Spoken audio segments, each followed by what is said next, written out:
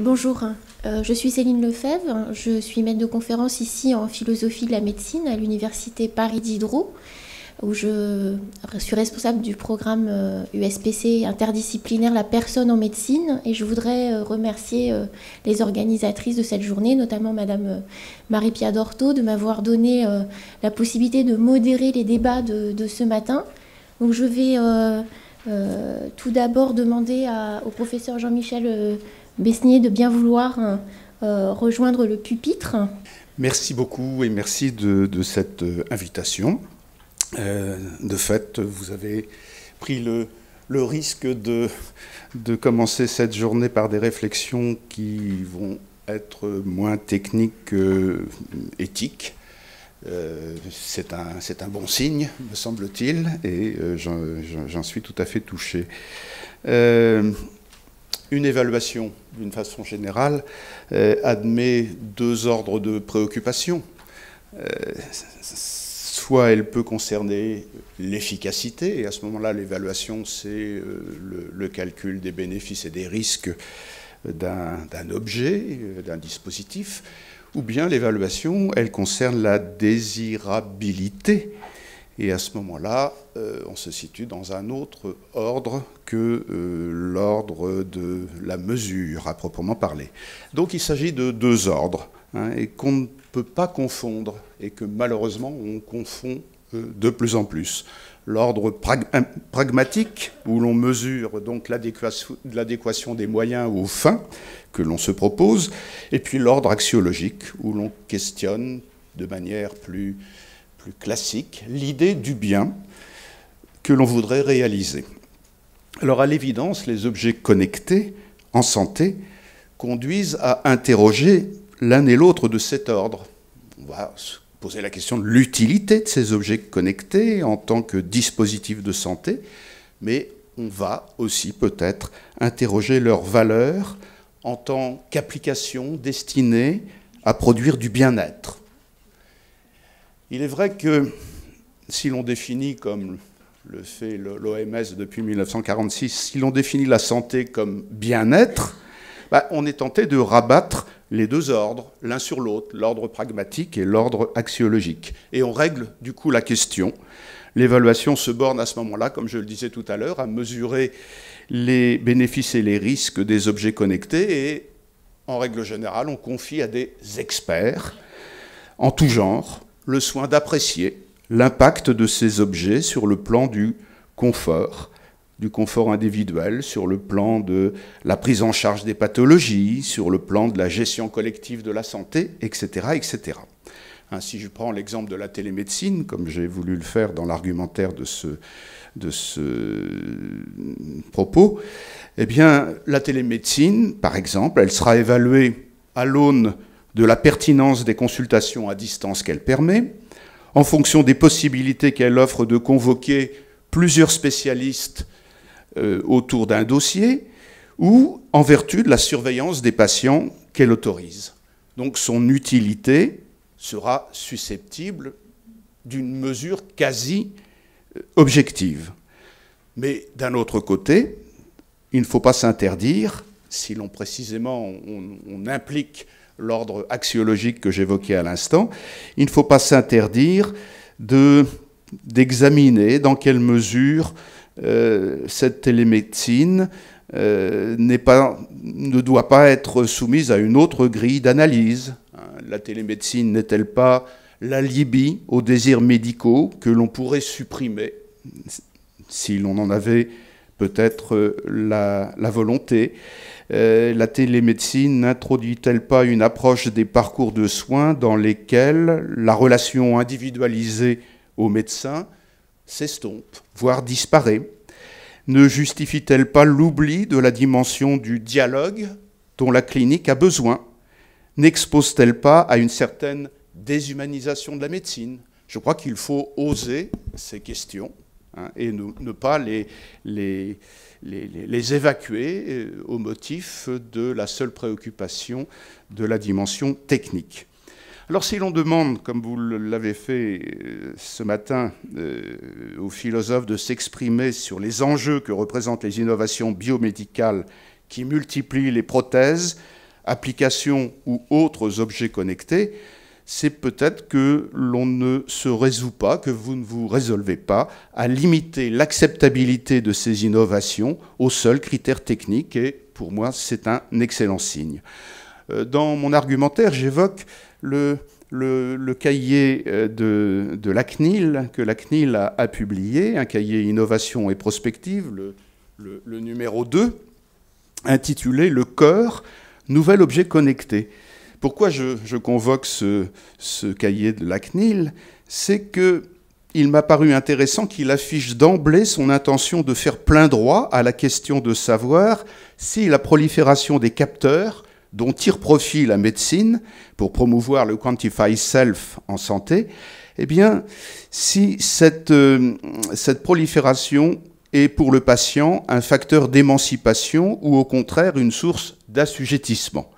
Et le cahier s'ouvre sur le récit fictif, intitulé, si je me souviens bien, Léa et les capteurs, donc tout à fait amusant. Scénario prospectif, Léa et ses capteurs, une journée en l'an 2000 quelque chose. On ne précise pas. Et je trouve intéressant que on commence par un récit fictif, le récit de la journée d'une jeune femme qui bénéficie de tous les biocapteurs et de tous les instruments de domotique dont nous disposerons bientôt dans notre vie quotidienne. Et ce récit livre à l'évidence la conclusion selon laquelle la vie de cette jeune femme n'est guère enviable. Ouvrir le dossier des objets connectés par un tel récit signale évidemment qu'on se refuse à absoudre ces objets au motif qu'ils assureraient la sécurité, la performance ou la rentabilité. Je m'engouffre alors dans la brèche ouverte par le questionnement éthique et philosophique de ceux qui sont convaincus du caractère pharmacologique, diraient les jargonneux de mes collègues, le pharmacone qui s'applique à la notion de technique souligne toujours qu'une technique est à la fois un remède et un poison, comme toute pharmacologie. Et donc, convaincus du caractère pharmacologique des technologies que nous développons aujourd'hui, nous engageons donc une journée qui va convoquer presque nécessairement un questionnement du type de celui-ci. D'où vient que l'ambition de subordonner la santé à la mise en place d'objets connectés appelle la vigilance, sinon une critique radicale? Alors, la réponse la plus immédiate est celle qui met l'accent sur les risques d'entrave aux libertés personnelles. Je n'y insisterai pas beaucoup, car on connaît le paradoxe manifesté par le Quantify Self. En donnant aux gens la possibilité de mesurer en permanence leurs activités, la qualité de leur sommeil, le fonctionnement de leurs organes, etc., on leur donne sans doute une meilleure connaissance d'eux-mêmes. Mais on risque aussi de leur pourrir la vie en les rendant hypocondriaques, et surtout, on les livre à des tiers qui feront ce qu'ils veulent de leur donner. Ces tiers sont les fournisseurs d'accès, les gestionnaires d'applications, les assureurs, les banquiers, les employeurs, etc., etc. De sorte que l'autonomie qu'on prétendait favoriser se retourne en son contraire et entraîne une servitude volontaire. On entre dans ce qu'on appelle maintenant une normopathie qui va dicter les objectifs à atteindre, qui va enfermer dans des systèmes de performance, qui va assujettir et exiger toujours davantage de captation de données, et donc d'objets connectés, comme le rappelait Martin Hirsch à l'instant. C'est là l'expression amplifiée d'un paradoxe général qui affecte la modernité. On a développé des techniques pour maîtriser son environnement et pour s'émanciper des contraintes naturelles, et ce faisant, on a ouvert la voie à des dispositifs qui s'auto-accroissent et qui deviennent proprement aliénants. L'univers des objets connectés en santé, comme partout, sonne le glas de la liberté. Il dissout les frontières entre les domaines d'existence qui préservaient des espaces de liberté. Les frontières entre l'intérieur et l'extérieur, les frontières entre le privé et le public, etc. La connexion signifie la non-distance, soit l'adhésion obligatoire, l'immédiateté, la réactivité, et en ce sens l'hétéronomie. De sorte que la réponse à la question de savoir pourquoi il faudrait se méfier des objets connectés peut être massivement philosophique, c'est-à-dire conceptuelle. Pour la formuler, il faut tâcher de se représenter l'idéal qu'on associe à l'idée de connexion là où on l'encourage. Connexion, donc je m'engage à quelques propos un peu conceptuels, connexion dit l'association de l'un avec l'autre. À première vue, le concept semblerait exprimer le même contenu que celui de communication, de communion, de reliance, voire de religion. L'idéal qu'il dessinerait pourrait traduire l'aspiration à une société qui maillerait ses membres, et on pourrait trouver là l'écho soit de certaines des utopies qui ont fait les beaux jours de la contre-culture de la Californie des années 1960, soit des dystopies totalitaires auxquelles on avait cru échapper en laissant libre cours précisément à l'individualisme. Mais l'idée de connexion n'en dit pas assez pour connoter vraiment les idéaux universalistes à l'œuvre dans les visions sociales holistiques, dont les totalitarismes sont la version pervertie. Il manque à ce concept, à cette idée de connexion, la référence au tiers, qui tient ensemble les éléments reliés. Ces tiers, ils ont des noms divers dans toutes les traditions. C'est Dieu, la loi, le Père, l'idéal du moi, le Führer. Des tiers qui, précisément, permettent de cautionner la connexion. Tous ces avatars transcendants qui signifient que la mise en relation de l'un avec l'autre est un atout pour grandir éventuellement, un gage de construction de soi, que la communication a une dimension structurante et symbolique. La communication a une dimension structurante et symbolique. Les objets connectés opèrent partes extra partes, comme disent les philosophes lorsqu'ils expliquent ce qu'est l'espace. Ils fonctionnent en extériorité. Le mode de liaison qu'ils instituent ne touche pas à l'intimité que dénoterait par exemple le dialogue avec soi-même, par lequel on définit la conscience, ou la communication intersubjective défendue par certains penseurs de la démocratie. L'expression « objet connecté » suggère une certaine brutalité, un certain forçage. Des éléments hétérogènes tendent à fusionner sans le pouvoir tout à fait, car ils ne sont pas de même nature. Quand on les invoque, c'est toujours pour expliquer la transmutation qu'ils vont opérer sur le vivant qui les reçoit.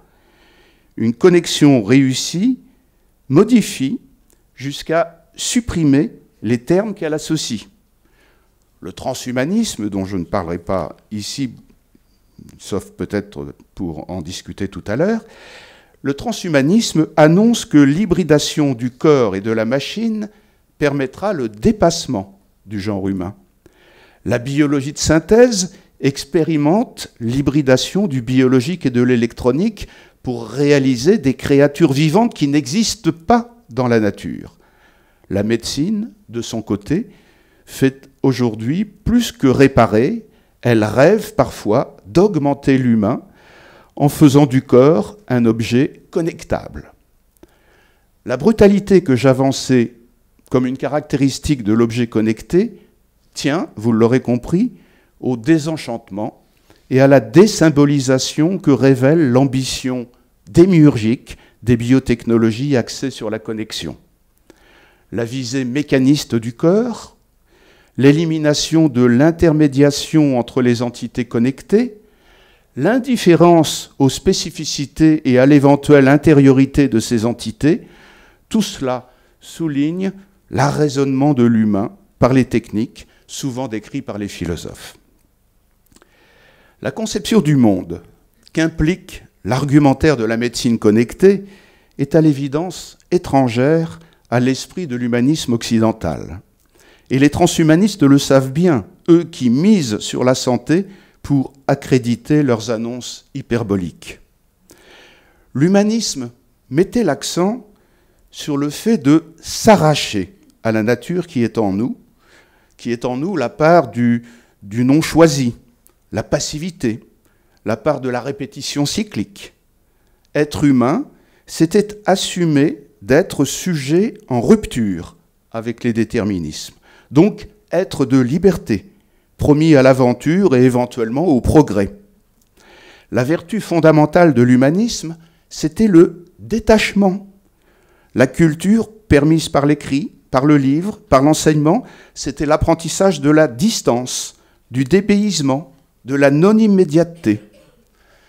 Hegel traduit bien cela dans sa phénoménologie de l'esprit, mais tous les grands humanistes aussi. Je recommanderais, par exemple, la lecture des livres de George Steiner, par exemple, Après Babel, pour comprendre ce que représente la force du détachement dans la description de ce qui est spécifiquement humain.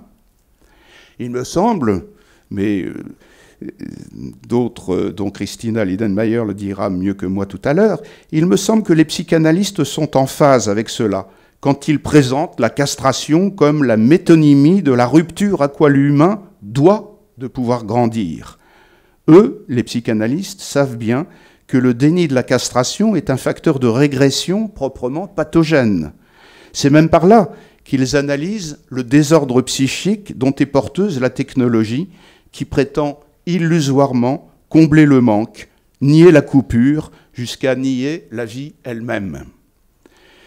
Conçue du point de vue des représentations mentales qu'elle fait naître, la médecine connectée évoque un monde dans lequel les corps seraient privés de la séparation physique qui permettrait précisément leur autonomie. Le patient numérique a perdu l'individuation psychobiologique qui caractérise l'humain, au profit d'une interface avec des dispositifs techniques qui répondent à des programmes et des formats soustraits au hasard et au déphasage, dont Simondon faisait le facteur essentiel de la transduction du vivant. C'est donc, j'oserais le dire, des valeurs de mort que la médecine connectée encouragerait. L'obsession de la continuité est en effet mortifère, et le projet de réaliser l'interconnexion à l'échelle de la planète relève bien de cette obsession. On peut trouver cela paradoxal et choquant, mais du point de vue de l'imaginaire, rien n'est plus évident. La vie, comme la conscience, interrompt un continuum que la mort restitue. De sorte qu'il est logique que le transhumanisme prétende faire advenir l'immortalité en assumant le développement de technologies qui assurent la mise en continuité de réalités jusqu'à présent ontologiquement dissociées. Si l'on pose, comme je le fais, la question de la désirabilité, plus que celle de la faisabilité, donc cette question de la désirabilité d'une médecine reposant sur la multiplication des objets connectés, on s'expose évidemment à être désigné comme un réactionnaire, un bioconservateur suranné. Quand il s'agit de santé, il est difficile d'émettre des objections à des pratiques qui offrent des perspectives bénéfiques à la longévité. C'est la raison pour laquelle je dis souvent que la question de la santé, c'est le cheval de Troie du transhumanisme, car il est difficile de résister aux annonces qui sont faites sur le terrain de la santé. La même personne qui émettra des craintes relatives à l'impact de l'intelligence artificielle impliquée dans la robotique, impact sur son emploi ou sur sa vie quotidienne, eh bien, la même personne oubliera ses préventions quand on lui fera valoir les bénéfices de cette même intelligence artificielle dans la gestion et la sauvegarde de sa santé. S'il est bien convaincu, si cette personne en tout cas est bien convaincue des risques qu'on la réduise à l'état d'automate avec les technologies prétendument intelligentes, eh bien, elle ne s'effraie pas d'être traitée comme un organisme animal qu'on va de plus en plus pucer, tracer, brancher, connecter pour lui assurer un fonctionnement métabolique à peu près infaillible. La médecine prédictive et personnalisée, fondée sur les ressources du décryptage génomique et sur la collecte des datas, eh bien cette médecine consacre l'échec de la dimension symbolique de l'humain. Qu'est-ce donc que cette dimension symbolique? Il s'agit de celle qui nous a permis de figurer dans l'évolution naturelle comme des êtres de langage, capables de nous arracher à l'immédiateté à laquelle les animaux sont contraints, en devenant sujets d'éducation et d'histoire. Nous sommes des êtres de culture, parce que nous sommes inaboutis, néoténiques, mortels.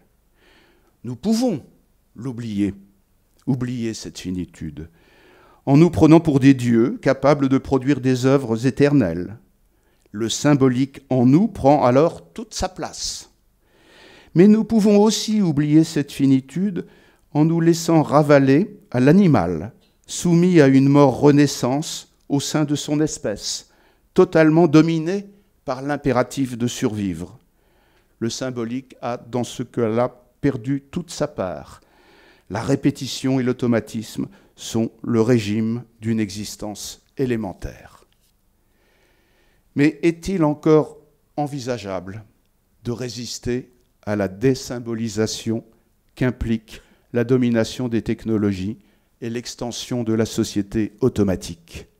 En d'autres termes, et je conclurai sur cette question, comment résister au bracelet électronique qui dénotait, du temps où il était réservé aux prisonniers, l'existence asservie?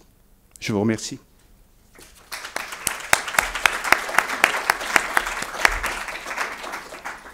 Merci beaucoup. Merci pour ces premiers mots qui nous appellent effectivement à mettre en perspective la connexion dans le sens, dans la perspective, dans les enjeux du soin et de la relation de soin, qui nous appellent à nous interroger sur la capacité des objets connectés à être une réponse technique aux pathologiques, parce qu'il s'agit de santé, mais il s'agit d'abord de remède aussi, de soulagement, de bienfaisance.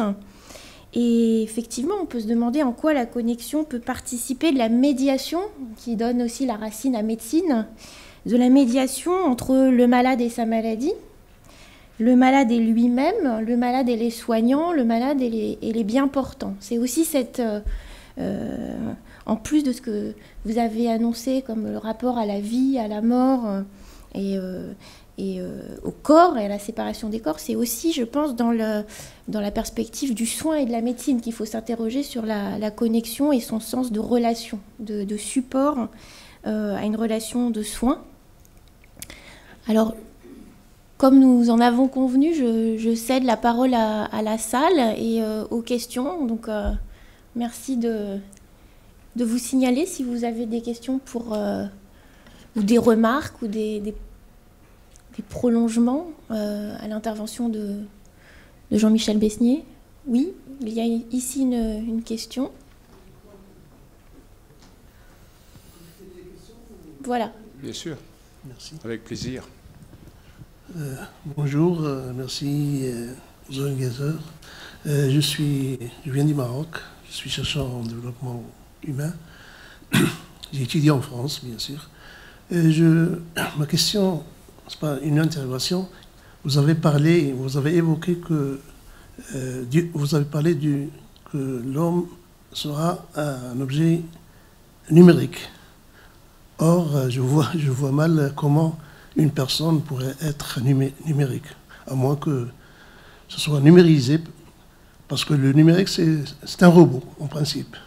Donc, une personne numérique, je crois, c'est un peu fort comme expression, et je veux des éclaircissements dessus. Merci. Merci, monsieur. Effectivement, vous savez, je n'ai pas inventé l'expression patient numérique. Il y avait encore l'année dernière un séminaire au Collège de France autour du patient numérique. Alors, bon, effectivement, je réponds peut-être rapidement. Le patient numérique, c'est le patient qui n'est plus considéré que du point de vue des données, des datas qu'il livre par le biais de quantité d'applications, de capteurs, d'implants, etc. C'est ça que signifie la transformation du patient qui était l'objet d'une médecine basée sur la la palpation, l'auscultation, le dialogue clinique, c'est le passage de ce patient à un patient qui n'est plus considéré que du point de vue des données que l'imagerie médicale peut apporter, que les informations qu'il laisse sur le web peut aussi constituer, etc. C'est ça, c'est simplement ce passage d'une dimension où le patient est l'objet et le médecin tourne autour de cet objet, à une autre dimension où le patient est soumis à quelque chose comme un flux de données et n'est jamais pris en compte que du point de vue des segments dont on a besoin à un moment donné pour établir des diagnostics par corrélation avec d'autres banques de données, ces fameuses cohortes qu'évoquait tout à l'heure Martin Hirsch. Donc voilà en quoi il n'est pas abusif aujourd'hui de parler du patient numérique, même si on anticipe effectivement peut-être certaines perspectives. Juste une petite remarque concernant les quelques propos que vous avez fournis pour commenter mon propos. Je crois qu'effectivement vous avez employé une expression qui touche juste, que je traduis de cette manière-là. Vous avez parlé de médiation, la médecine, médiation. Eh bien, tout mon propos, tout à l'heure, a voulu simplement mettre en évidence le fait que la connexion pouvait être contraire à la médiation. La connexion qui connecte deux choses n'implique pas nécessairement la médiation, c'est-à-dire le recours à un tiers qui permet d'organiser l'association entre deux choses. C'est ça que j'ai voulu essentiellement dire, et c'est ça qui préoccupe effectivement de plus en plus les observateurs des technologies que l'on développe aujourd'hui, c'est que ce sont des technologies qui biffent, qui écartent le tiers, qui pourrait structurer la relation, par exemple du médecin, du patient et de sa santé. Oui, il y avait une question ici. Vous m'entendez? Oui, je vous entends. Oui. Je voudrais rebondir sur cette idée du tiers, parce que j'ai été frappé dans le début de l'intervention de M. Martin Hirsch, que j'apprécie beaucoup par ailleurs, de cette volonté de reprendre le pouvoir. Ce sont exactement ces mots. Or, je crois que quand vous avez un tiers, c'est ça le risque aussi. Le risque d'un tiers, c'est que le tiers reprenne le pouvoir sur le patient. Bien sûr. Et je crois que l'objectif de ces séminaires, c'est de montrer comment le patient peut reprendre un certain pouvoir. Mmh. Alors je voudrais juste vous parler d'une anecdote qui date d'il y a 30 ans, où un grand directeur d'un service informatique très puissant m'expliquait que quand la souris avait été créée, c'était un gadget, que ça n'allait pas perdurer, que c'était vraiment un gadget de l'époque. Vous voyez ce qui est arrivé avec la souris. Donc il faut se méfier des gadgets. Et aujourd'hui, l'ordinateur qui est utilisé par tout le monde n'est pas considéré comme quelque chose d'aliénant, et qui est plutôt comme une source de liberté, plutôt que comme une contrainte qui empêche le sujet d'advenir à lui-même. Donc je crois que ce qui est important, c'est que vous affirmez des craintes sur les objets connectés. Moi, je pense que c'est une magnifique aventure. C'est une grande aventure dans laquelle personne ne sait où nous allons, qui peut avoir des diables et des bons dieux. Et que c'est, me semble-t-il, une capacité du sujet à reprendre sa capacité de réflexion, et que la crainte qu'on peut avoir, c'est pas tellement sur la connexion, c'est sur la philosophie des algorithmes, c'est-à-dire cette énorme capacité de données. Comment saurons-nous la traiter? Est-ce qu'elle nous remettra dans une norme sociale ou est-ce qu'elle nous permettra d'en sortir? Je crois que c'est plus là que se situe le danger que dans la connexion. Bien, merci. On voit bien que nous sommes sur deux planètes différentes. Ça me paraît évident. Et je me demande si le fond de notre dissensus ne tient pas précisément à la représentation que nous avons du tiers. Du tiers. Parce qu'un tiers peut être effectivement aliénant, capter le pouvoir. Mais le tiers peut être aussi celui qui figure quelque chose comme un idéal vers lequel on peut tendre. hein. J'ai évoqué plusieurs tiers. La loi est un tiers qui permet de réguler les relations entre deux individus. Le Führer n'est pas un tiers, désirable en tout cas, mais il a fonctionné de cette manière-là, hein. Carl Schmitt avait écrit un texte en 1933 en disant le Führer lève le droit, hein, donc remplace le droit. Donc je pense qu'on appartient, vous et moi sans doute, à une génération qui a diabolisé le tiers, hein, et qui du coup a fait perdre peut-être toute perception de ce que le conflit peut avoir de structurant. Je crois qu'on est, avec les technologies d'information et de communication, dans un contexte qui est issu aussi de la contre-culture américaine des années 60, n'en doutons pas. On est dans un contexte où on s'imagine que les données, le flux de la communication va nous permettre d'éviter précisément la confrontation avec ce tiers qui a été diabolisé. La connexion me paraît être assez bien, l'engouement pour la connexion, pour les connexions de toutes sortes, me paraît effectivement caractéristique de cette volonté d'évacuer la confrontation. Hein, quand on me dit que, en tant qu'internaute, je ne suis pas plus qu'une flamme dans le cyberespace, ou quand on me dit que la société est devenue liquide, hein, j'entends tout cela, j'entends cette espèce de jubilation, à mon sens, dangereuse, qui consiste à dire qu'il n'y a plus de résistance. Hein, et s'il n'y a plus de résistance, il n'y a plus de croissance. Oui. Ça marche, oui. Écoutez, moi, personnellement, je suis pédiatre, je m'occupe de maladies chroniques, en particulier de mucoviscidose, en Bretagne, là-bas, dans l'Ouest. C'est vrai que quand on parle de techniques d'informatique, d'outils connectés, on pense tout de suite à des évolutions techniques qui vont mettre à mal les liens que l'on peut avoir avec les malades, l'humanité qu'il peut y avoir dans ce métier. Mais en fait, ça peut paraître paradoxal, mais je pense que cette évolution technique, elle va aussi de pair avec l'évolution de la posture qu'on doit avoir, en particulier dans les maladies chroniques, où on n'est plus dans un système, je dirais, comme on disait, paternaliste, même si c'est faussement péjoratif, ça peut s'imposer dans certaines conditions, mais on est dans un système vraiment très partenaire, tel que ça a été décrit par le système de Montréal, toutes ces choses-là, où le malade il doit être non seulement l'acteur de ses soins, mais le principal acteur des soins, même le membre de l'équipe.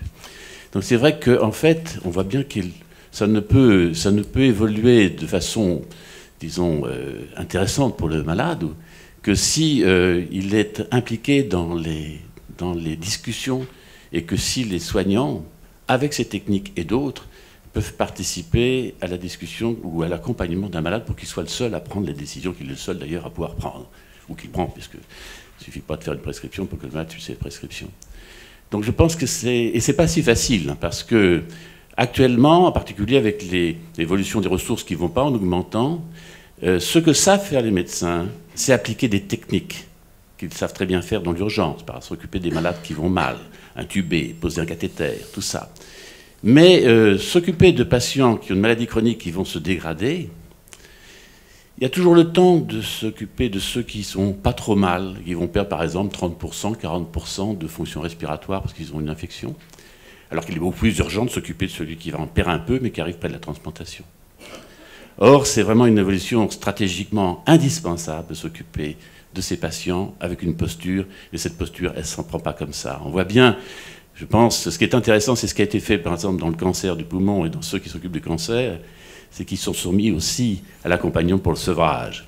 Et le sevrage et l'accompagnement dans le sevrage avec l'éducation motivationnelle, l'entretien motivationnel, c'est pas du tout pareil que de faire de la réanimation, d'intervenir dans l'urgence et dans tout ça. Et c'est un long chemin, et ça ne se fait pas facilement parce que ça met les équipes dans une situation d'être un peu désemparées.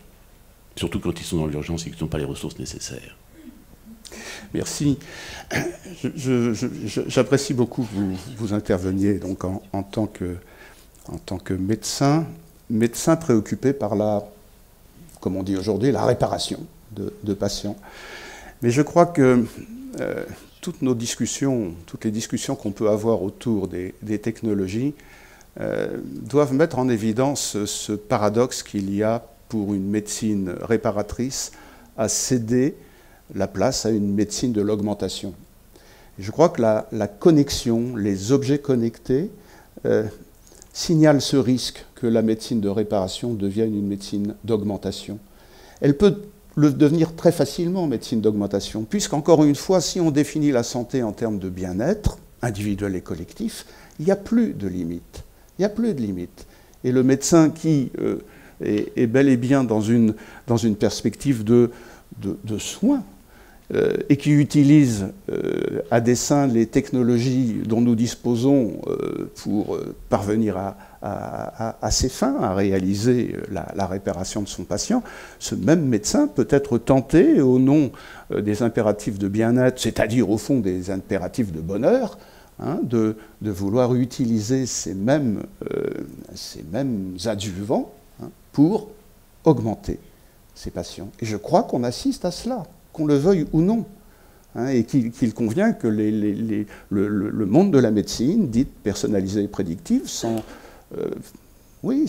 alarme, sache exactement où placer la limite, où placer le curseur entre cette réparation qui rend évidemment bénéfique tous les adjuvants technologiques, et cette augmentation qui doit être soumise à quelque chose de l'ordre de la discussion et de l'ordre de l'évaluation axiologique, en tout cas. En tout cas, je vous remercie. Bonjour, Martin Nimier, hôpital Bichat. L'usage des objets connectés, c'est à la fois ceux que font les ogres de la santé, les Calypso, les Amazones, ceux qui absorbent les datas, qui vont proposer des solutions massives pour l'humanité, mais pas humanitaires évidemment. Mais d'un autre côté, les objets connectés, c'est des hôpitaux aux États-Unis sans malades, qui permettent de suivre des dizaines de patients chez eux, des patients avec des maladies chroniques, sans que ces malades ne soient évalués quotidiennement par une infirmière ou un médecin, et qui ont en face d'eux des plateformes que les mutuelles ont construites aux États-Unis, avec des écrans, des professionnels derrière ces écrans, des professionnels derrière ces datas. Les objets connectés, c'est aussi, dans mon domaine de l'ambulatoire, la possibilité très rapidement de suivre le parcours de soins des patients. Ça n'existe pas encore à ma connaissance, je veux peut-être l'apprendre lors de ce colloque, pour suivre pour des opérations lourdes ce que deviennent les patients à J24, J42. Bref, le meilleur et le pire. Merci.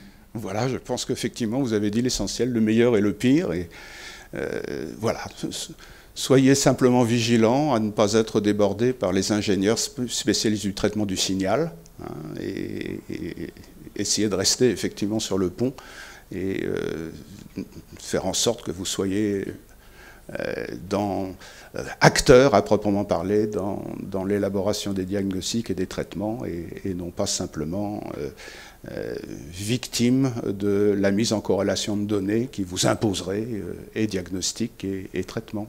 Je crois que c'est un message de bon sens, comment faire en sorte que la médecine reste humaine, alors même que les instruments que nous mettons en place sont la négation même de cette humanité. Mais peut-être que vous avez parlé de deux paradigmes, la réparation versus l'augmentation, mais justement la chronicité, c'est bien un vécu qui est extrêmement fluide, imprévisible, un continuum entre santé et maladie, entre réparation et augmentation, et du coup l'objet connecté n'est pas nécessairement le risque d'une dissolution ou d'une rupture de la relation. Il peut peut-être être le support, voire un instrument de fluidification de la relation. Donc peut-être que sa richesse ou sa fécondité se tient dans cet intermédiaire entre réparation et augmentation. Et c'est à nous de l'inventer collectivement en étant conscient des risques. Mais personnellement, je serais un peu moins inquiète Bien que sûr. vous. Mais vous avez raison de mettre en avant le fait, comme vous, monsieur, la maladie chronique est une maladie qui met effectivement en évidence la proximité qu'il y a entre la santé et le bien-être. Et donc, en ce sens, elle est précisément désignée comme ce que les objets connectés pourraient avoir de meilleur. Maintenant, une relation fluidifiée, comme vous dites, c'est une non-relation. Une relation fluidifiée, on le voit bien dans la vie de tous les jours, on sait bien qu'on ne lui prête pas l'importance d'une relation dialoguée et instruite, et qui se construit.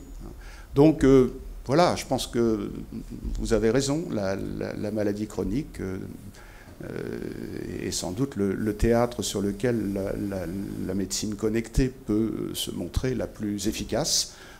Maintenant, il ne s'agit pas que l'arbre cache la forêt et que, au nom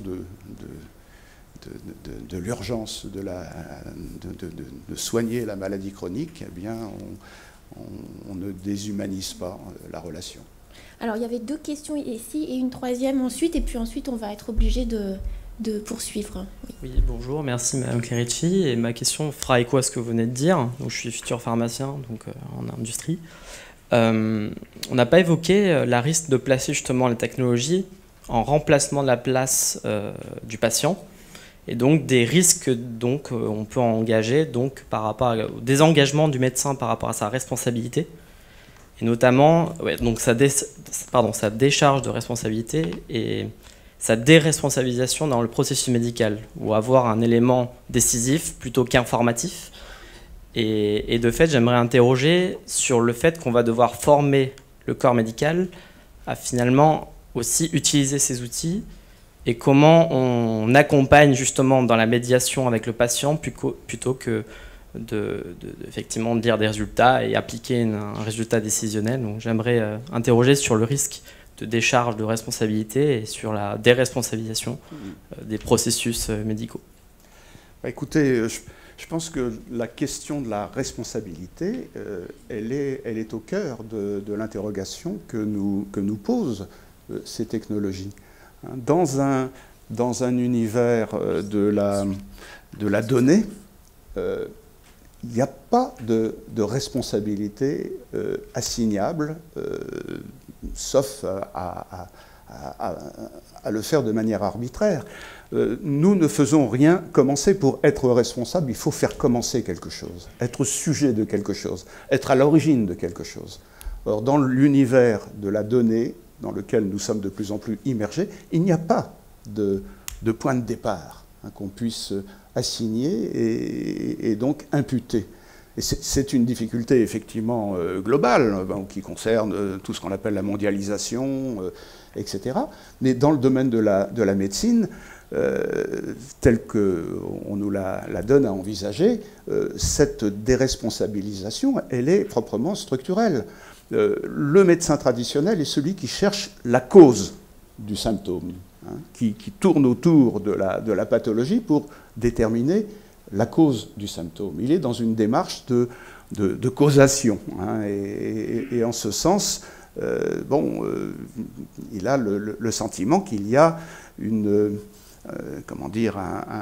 un domaine d'efficience de la maladie fini. Dans la médecine connectée, on ne cherche plus les causes, on cherche les corrélations. On a des cohortes de données, on a les données d'un patient et on a des intersections entre les données d'un patient individuel et les cohortes de données. Et c'est dans la corrélation que va consister le diagnostic, l'établissement du diagnostic. Autrement dit, la cause n'existe plus à proprement parler, il y a simplement désormais l'émergence d'une intersection dans l'univers des données qui va conduire à une démarche, un parcours de soins, etc. Donc cette déresponsabilisation, elle est imminente. Hein. Et quand je répondais à monsieur, faire en sorte que le médecin résiste à l'ingénieur traitement du signal, c'est ça que ça signifie. Hein. Si, sous prétexte que nous avons des capteurs extrêmement élaborés, si nous pouvons, pour une maladie donnée, collecter des millions de données, il est évident qu'aucun médecin ne pourra jamais gérer 1 million de données. Il faudra des ingénieurs et de l'intelligence artificielle pour le faire. Donc là, il y a presque immanquablement une dépossession de l'initiative qui est inscrite dans l'évolution de la médecine. Et je faisais, il n'y a pas très longtemps, un exposé qui évoquait la prospective 2001, horizon 2020, et je constatais qu'en matière de santé, on ne parlait même plus de médecins. On parlait de professionnels de santé en incluant les informaticiens comme professionnels de santé. Donc là, il y a quand même des signes patents et qui doivent appeler notre réflexion. Bonjour tout le monde. Je vous remercie de m'avoir accordé la parole. Donc je me présente, Monsieur Amour, je suis ingénieur automobile. Donc j'ai souhaité assister à ce colloque puisqu'il y a beaucoup de ressemblances, même si nous ne sommes pas dans le même secteur d'activité, et notamment par l'objet de la connectivité. Donc je tenais tout d'abord à saluer votre intervention, ainsi que celle de Monsieur Hirsch, notamment sur la première partie quand il évoquait l'importance de se poser des questions dans l'immédiateté par rapport à ce qui va se faire en termes de connectivité, puisque c'est un monde qui va très très vite. Le monde de la mobilité, j'en viens, d'accord, à l'heure de l'hyperconnectivité et l'effet de mode, justement, imposé dans le monde du secteur de l'automobile. Alors effectivement, aujourd'hui, nous avons l'impératif, pas dire l'obligation, de s'adapter et de transformer la mobilité, et notamment les automobiles. Alors, noyé d'informations, le conducteur finalement peut aussi effectivement toucher à une certaine forme de paranoïa en disant bah, tiens, ma voiture me dit ci, me dit ça, et même par l'infotainment, c'est-à-dire que voilà, il a accès à diverses informations, des applications en tout genre, au point où aujourd'hui on en arrive à finalement à préparer les véhicules autonomes qui sont déjà quasiment prêts, d'accord ? Parce que finalement, on n'a plus le temps de faire l'élément principal, c'est celui de conduire. Donc peut-être qu'effectivement, si on y va tout azimut en termes de connectivité, on pourrait, je dirais, inconsciemment oublier, je dirais, la vie du quotidien dans le sens nature de la chose, et donc oublier certains plaisirs et certaines, je dirais, certains comportements humains naturels. Je prends l'exemple avec le plaisir de la découverte. Effectivement, les autoroutes, c'est une super chose. Ça nous permet de relier des points de façon rapide. Je suis désolé, je vais essayer de faire vite. Je voulais juste évoquer donc, Claude Lévi-Strauss quand il faisait appel au détour, justement, qu'aujourd'hui on va tellement vite, on ne fait même plus attention à ce qui se passe autour de nous. Et des fois même, il y a quelqu'un qui est par terre, tellement on est reconnecté sur nos choses, on ne le voit même plus, quoi. Je veux dire, il y a un cycliste qui tombe, on est dans notre voiture, on ne fait pas attention à ce qui se passe, parce qu'on est dans un autre monde, dû à l'hyperconnectivité. Donc on en oublie, finalement, on se déconnecte du monde réel en quelque sorte. Alors je ne suis pas en train de faire un discours, je dirais, d'opposition, loin de là, mais c'est un constat. Alors, excusez-moi, c'est juste parce qu'on approche de la fin de cette session. Pouvez-vous formuler votre question ? J'entends parfaitement. J'arrive tout de suite. Je suis désolé. Je faisais l'introduction pour. Allez-y. Très bien, je vous remercie. Pour la question, pas pour l'intro. J'y arrive. Alors aujourd'hui, donc une personne qui va avoir un problème sur son véhicule, le garage est capable de dire Monsieur X, votre véhicule doit faire l'objet d'une révision parce qu'effectivement il manque d'huile ou il a quelques pièces usées. Peut-être que demain effectivement le médecin le fera à distance. Monsieur Untel, je vois que vos battements de cœur finalement dépassent un certain nombre de battements par minute. Tiens, il faudrait passer me voir. Et peut-être que demain, ce ne sera même plus le médecin, effectivement, mais ce sera finalement une machine qui va dire, eh bien, monsieur Untel, on envoie un SMS ou un mail, passez à la pharmacie prendre tel et tel médicaments, d'accord, parce que finalement je vois que vous avez atteint un niveau de tension trop élevé, pardonnez-moi. Donc voilà, moi la question c'est finalement comment encadrer ces choses-là, par qui, et comment permettre finalement aux tiers, en tout cas aux patients, d'avoir la main sur ces données, d'identifier aussi, pouvoir identifier les différents acteurs, comme je l'expliquais, du processus d'acquisition des données, parce qu'effectivement, qu'en est-il du secret médical aussi? On parle de secret médical, mais quand aujourd'hui, enfin plutôt demain ou tout à l'heure, on va voir que finalement, il y a des acteurs autres que du domaine de la santé qui interviennent, et notamment vous avez fait l'objet des informaticiens, mais pas que. C'est là, vous avez aussi parlé, excusez-moi, j'en profite, madame. Non, mais en fait, il y a encore une question que Rodolphe Gouin voulait poser, et puis je voudrais aussi laisser le temps d'écouter les réponses de Monsieur Messi. Je serai bref. Voilà, mais c'est gentil, mais on aimerait quand même un échange. Bien sûr, je suis désolé. Je finis sur cette phrase, si vous permettez. Oui, comme ça, terminez votre phrase. Vous avez parlé tout à l'heure d'un paradigme, madame, en disant, mais oui, les objets connectés, il ne faut pas forcément voir le mauvais côté, mais il y a aussi des bons côtés, absolument. Seulement, si on s'en fait aux statistiques par le passé, et on prend l'exemple aujourd'hui, justement, dans notre secteur de l'automobile, on voit qu'aujourd'hui, dans votre véhicule, c'est l'objet dans 2 ans, c'est ce qui va sortir dans 2 ans, vous aurez un personnel assistante. Donc c'est la voiture qui vous parle pour finalement, en prenant en compte différents paramètres, vous donner des propositions. Tiens, je vous fais un exemple très, très bref, je suis désolé. On va écouter quand même. Oui, voilà. Mais bon, voilà, qui va venir remplacer finalement, je dirais. S'il vous plaît. C'est pas une question, donc je vais pas répondre. Ouais, ça marche. Mais je vais simplement commenter parce que effectivement, l'introduction d'un propos concernant la voiture automatique peut paraître déconcertant pour parler quand on parle de la médecine connectée. Et pourtant, je trouve pas tellement. Vous avez raison. Vous connaissez tous Elon Musk, et vous savez ce que représente Elon Musk dans l'univers des innovations technologiques aujourd'hui. Il est effectivement le patron de Tesla et de la voiture automatique, mais il est aussi le patron de Neuralink, qui est une société qui cherche à développer la communication cerveau-machine, Neuralink, et il y a chez lui une cohérence attestable pour dire que finalement, que ce soit l'univers du transport ou l'univers de la santé, tout cela est subordonné à la connexion et à l'algorithmicité qu'on peut développer dans les dispositifs. Donc je crois que l'on puisse découvrir que l'on parle pratiquement de la même chose quand on parle de médecine connectée et de voitures automatiques, c'est quand même un indice qui devrait sinon nous alarmer, en tout cas nous interroger. C'est ce que nous faisons ici. Bonjour, merci pour cette dernière question.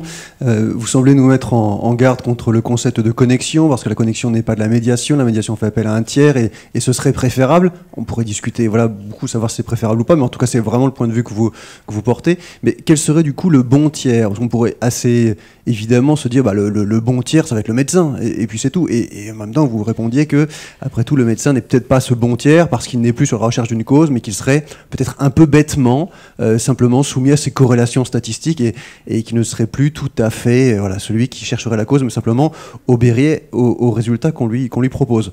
Mais vous avez également évoqué le rapport de la CNIL. La loi n'est pas complètement absente de toute la régulation des objets connectés. Donc pour vous, quel serait le bon tiers? C'est le médecin redevenu intelligent? C'est la loi? C'est plusieurs tiers? Enfin voilà, quelle est exactement, d'après vous, la bonne voie à suivre? Merci. Oui, merci. Vous avez bien en tout cas résumé l'esprit de mon propos. Je suis à la recherche effectivement du tiers pour éviter la généralisation de l'automaticité. Je crois que nous sommes des êtres humains parce que nous savons résister à l'automaticité. L'intelligence humaine, c'est la faculté de résister aux instincts et de résister à ce qui est automatique. personne ne le dit jamais. Lorsqu'on parle d'intelligence artificielle, on ne songe jamais à évoquer l'acception du terme intelligence appliquée au développement humain, mais c'est pour cela, c'est exactement cela.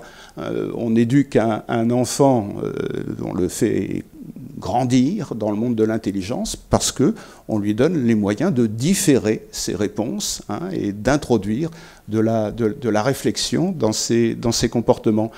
De sorte que le bon tiers, comme vous dites, c'est toujours, pour les êtres humains, c'est le langage, c'est le dialogue, c'est l'approximation de valeurs communes à travers le langage. Alors évidemment, dans le domaine médical, pour moi, ça reste effectivement le médecin instruit et le médecin convaincu que la maladie, ça n'est pas seulement une panne qu'il faut réparer, que la maladie chez les humains a une dimension symbolique, que la maladie, elle est une façon d'être au monde, qu'elle est une façon de vivre une situation, et que la médecine ne peut pas ne pas prendre en compte cette dimension-là, sauf à se transformer en médecine vétérinaire et à vouloir simplement réparer nos métabolismes. Je ne dis pas que les objectifs de survie sont fondamentaux, mais la survie, c'est une condition nécessaire, mais pas suffisante pour faire une vie humaine. C'est ça que je voudrais simplement rappeler. Et que la médecine fondée sur des algorithmes, sur des automatismes, sur des collectes de données, c'est une médecine qui nous ravale à quelque chose comme l'animal. Merci infiniment pour d'abord votre intervention qui nous ouvre par son côté aussi d'appel à la résistance et à la vigilance, qui nous ouvre tout un tas de champs de réflexion pour la suite de la journée, puis au-delà, je crois. Merci pour les échanges. C'est un grand plaisir de vous accueillir, professeur Maviel. Vous êtes titulaire de la chaire de management et directeur de l'EA Management des organisations de santé à l'école des hautes études en santé publique. Et vous êtes aussi rattaché à l'Institut de cancérologie Gustave Roussy. Donc votre intervention s'intitule « Les enjeux posés à notre système de santé, la e-santé, distinguer la lame de fond de l'écume ». Voilà, je vous cède la parole en vous remerciant encore. Merci beaucoup, merci de votre invitation. Je rajouterai juste qu'il y a un point d'interrogation sur le titre. Parce que en fait, l'idée c'est de vous présenter une démarche prospective, et comme toute démarche prospective, évidemment, elle est très dangereuse.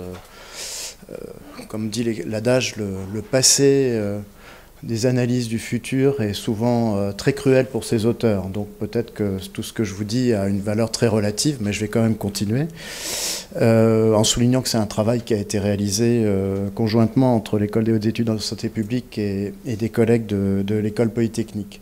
Alors, juste pour donner quelques éléments rapidement sur l'évolution évidemment des objets connectés, tout secteur confondu, on est malgré tout sur une innovation de rupture, donc je me suis permis, mais je pense que je vais aller assez vite parce que ce sont des choses que vous connaissez, de rappeler, parmi les nombreux chiffres qui sont présents, l'idée ici sur cette slide, c'est de montrer combien de temps il a fallu pour que un quart de la population américaine adopte une innovation dite de rupture. Donc l'électricité, vous voyez, en 1873, il a fallu 46 ans. Le téléphone, 35 ans, la radio, 31, la télé, 26, le PC, 16, le téléphone mobile, 13, Internet, 7 et les smartphones, 2, et on n'a même pas l'intelligence artificielle. C'est pour dire que ça va très vite. Je pourrais vous abreuver de beaucoup de chiffres, mais j'aime bien rapporter en fait une étude de The Economist, qui a un journal anglo-saxon assez libéral, et qui, je m'en excuse pour ceux qui l'ont déjà connu, mais qui résume assez la situation. Il paraît que, bon, ils ont fait une étude, 95% des gens regardent leur smartphone dans les 5 premières minutes après leur réveil, donc je ne sais pas si c'est votre cas, mais moi c'est le mien. Et alors je ne sais pas comment ils ont fait méthodologiquement, mais 25% paraît-il des gens regardent leur smartphone pendant leur activité sexuelle. Donc vous m'accorderez que c'est vraiment rentré dans la vie quotidienne. Alors, quelques mots-clés pour dire qu'il y a énormément de définitions sur tout ce qui est objet connecté et e-santé. ce qu'il faut sans doute retenir sur cette vision générale, c'est évidemment d'isoler tout ce qui est télémédecine et cette idée de connexion à distance entre un milieu professionnel et des patients ou entre professionnels par rapport aux autres usages et autres produits, sachant qu'il y a énormément de définitions qui circulent. Bon, je voulais juste, puisque j'évoque l'idée d'une prospective, notre analyse a essayé de faire une synthèse assez récente, au fond, des impacts des outils, des objets connectés. Je vais vous parler de 3 grands impacts principaux, l'offre de soins, le patient et le citoyen et le métier d'assureur santé. Je pourrais vous parler effectivement d'un 4e impact qui est la recherche, car toute la recherche en santé, d'une certaine façon, est aussi très touchée par tout le développement des données massives et des objets connectés. On parlera, si vous le souhaitez, dans la discussion, mais je me suis concentré sur les 3 premiers impacts. Alors, l'offre de soins, on voit bien que, évidemment, les objets connectés offrent déjà des relations entre professionnels de santé à distance. Donc vous pouvez avoir des collaborations entre professionnels, de la téléexpertise par exemple. Vous avez déjà des expériences existantes sur l'analyse de scanners et par des neurologues, des neuroradiologues, pardon, à distance de zones généralement moins bien équipées. On parle souvent de zones rurales. Vous avez toutes les pratiques de soins qui sont aussi concernées avec la chirurgie assistée par ordinateur, donc le robot, notamment le robot chirurgical qui est développé dans certains établissements de santé. Vous avez d'autres applications comme les plaies chroniques qui sont le principe d'envoyer des photos sur des plaies chroniques de patients et qui permettent d'accompagner à distance l'évolution de ces plaies par des infirmières spécialisées. Je crois que c'est développé dans la Lozère. Vous avez toujours dans cet esprit de relation entre professionnels de santé la fameuse convergence des données via les dossiers médicaux. Donc vous avez la première strate, le dossier médical électronique, le dossier de santé électronique, le dossier dit médical partagé en France ou Electronic Health Record aux États-Unis. Et puis vous avez cette 3e strate qui est l'idée que le patient lui-même crée son dossier et le partage avec d'autres. Alors, en France, sur ce sujet, on est, évidemment sans grande nuance, ce que je vais dire, mais on est dans une situation, on est plutôt dans la protection des données et donc assez prudent dans cette idée du partage, en tout cas beaucoup moins qu'aux États-Unis et dans certains pays anglo-saxons. Et je voulais juste vous évoquer le système Blue Bottom, qui est un système, donc une application pour plus de 100 millions quand même de patients aux États-Unis, où quand vous appuyez sur le bouton, quand vous êtes patient, vous avez accès à votre dossier médical. Les professionnels qui vous accompagnent ont également accès, mais les assureurs de santé ont aussi accès à ces données. Donc vous voyez bien qu'on est dans une situation où dans ce cas-là, il y a un enjeu dans l'accompagnement assurantiel qui rentre en ligne de compte. En France, on est beaucoup plus prudent par rapport à ces démarches. Alors vous avez ensuite le pendant, la relation entre professionnels et patients. Donc vous avez, je crois que vous avez aujourd'hui pas mal de présentations dans ce domaine, dans l'aide à la décision médicale. Donc ça, c'est sûr que c'est un premier élément de développement important ces dernières années. Et puis vous avez des services à distance entre professionnels de santé et patients. Donc vous avez de la téléconsultation, de la télésurveillance. Donc la téléconsultation, il y a beaucoup d'espoir avec l'idée de cabines de consultation qui soient implantées notamment dans des zones rurales désertifiées, avec la possibilité donc de consulter à distance et de résoudre ces questions de présence, d'expertise médicale et de profession de santé dans ces zones. Vous avez alors vous avez une série d'innovations, je ne vais pas trop m'attarder, vous avez les piluliers, les smartphones, les capteurs, ça va très vite. Nous, on est par exemple sur les piluliers, alors on avait, je crois que l'une des personnes a évoqué sur les parcours de soins, nous à Gustave Roussy, on a développé un système de parcours de soins des patients sous chimiothérapie orale. Et donc on a introduit des piluliers électroniques. Et donc pour vous montrer le type de débat que nous avons, c'est que les piluliers en tant que tels, évidemment, ne prouvent simplement que l'ouverture du boîtier. Et donc la question qui se pose, c'est de savoir est-ce qu'on est sûr avec ça que le patient prend réellement son médicament, ce qui est une vraie question. Maintenant, vous avez, si je puis dire, les pilules super intelligentes. Et ça, c'est des pilules qui ont un petit système, une capsule, et lorsqu'elle arrive dans le suc gastrique au niveau de l'estomac, il y a une réaction chimique qui renvoie un signal au niveau du central. Donc là, on est sûr que c'est dans l'estomac, mais je précède la question peut-être un peu pervers que certains d'entre vous pourraient me poser, c'est que est-ce qu'on est sûr que c'est l'estomac du patient et pas celui du chien? Donc on est dans une interaction permanente, si vous voulez, dans ces sujets.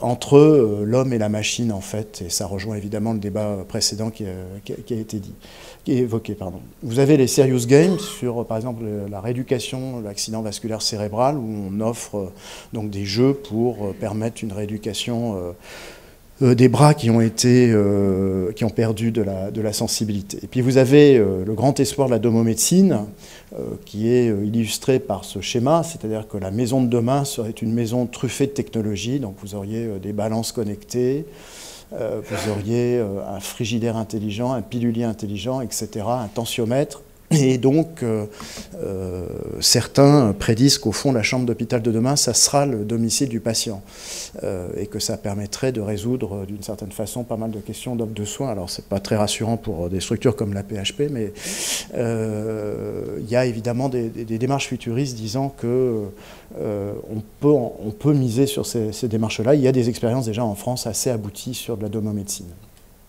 Et puis, vous avez l'accompagnement du patient dans son parcours. Donc sur ce point-là, généralement on mixe des portails et des applications pour les patients avec des infirmières de coordination. Et puis dans certaines expériences assez de pointe, si je puis dire, l'infirmière est remplacée par un chatbot. Donc c'est une infirmière virtuelle, ça existe au Canada. Donc le patient, en fait, il croit, je sais pas, peut-être qu'il se rend compte, mais il est dans un échange avec un chatbot qui répond avec un algorithme derrière de la manière la plus précise sur la demande du patient. Évidemment, la majorité des démarches, je pense qu'en France notamment, c'est plutôt des applications avec des métiers de la coordination. Alors, il est certain que cette première tendance, ça pousse à ce qu'on peut appeler des offres de soins intégrées. Et l'exemple qui est souvent mis en référence, c'est Kaiser Permanente aux États-Unis, 9 millions d'assurés, 36 hôpitaux. Il y a une application qui désormais permet à un assuré de Kaiser d'avoir accès à son dossier médical où qu'il soit. Il peut renouveler ses prescriptions, ses ordonnances avec de la e-prescription. Il peut avoir des rendez-vous rapidement à proximité de l'endroit où il se situe avec des employés Kaiser. Et puis, il a un centre de messagerie. Donc, évidemment, ça offre, de ce point de vue-là, une vision assez différente. Et ça rejoint, je dirais, des travaux assez connus, mais qui se consolident par le biais des outils connectés. C'est l'idée d'un parcours donc personnalisé et coordonné. Alors, j'insisterai sur deux choses, c'est sur transparence, ces diapos. La première, c'est qu'évidemment, l'outil numérique en lui-même n'est qu'une composante de ces raisonnements. Elle ne marche que dans l'association avec des modes d'organisation, alors des nouveaux métiers, des réseaux de soins, l'éducation thérapeutique et tout ce qui est engagement du patient. Si on parle de personnalisation, ça pose aussi la question de la catégorisation, c'est-à-dire est-ce qu'on est à même de pouvoir catégoriser les profils de patients et comment on fait, c'est un vaste sujet sur lequel nous travaillons à l'heure actuelle. Et puis il faut une cohérence avec les modes de paiement, et donc d'où le débat à l'heure actuelle sur les nouveaux modes de paiement et notamment le paiement à la coordination, capitation, forfait. Alors le deuxième impact, c'est sur le patient et le citoyen. Évidemment, il y a une frontière qui est très poreuse entre santé et bien-être et qui rend les choses parfois difficiles dans le descriptif, mais à cette réserve près, on sent bien en tout cas qu'il y a une autonomie potentiellement renforcée grâce aux objets connectés. Alors vous avez différents produits qui participent de cette tendance. D'abord, vous avez l'information grand public avec des sites personnels, des blogs. Vous Vous avez des sites communautaires et des médias sociaux, donc que ce soit Facebook ou autres. Vous avez des forums de production collective d'information et le Data Driven Patient. Alors, ça me permet de faire une toute petite incise. Il y a eu notamment l'expérience de Patient Like Me aux États-Unis qui a été assez controversée et qui rejoint finalement une partie des débats qui ont déjà eu lieu précédemment.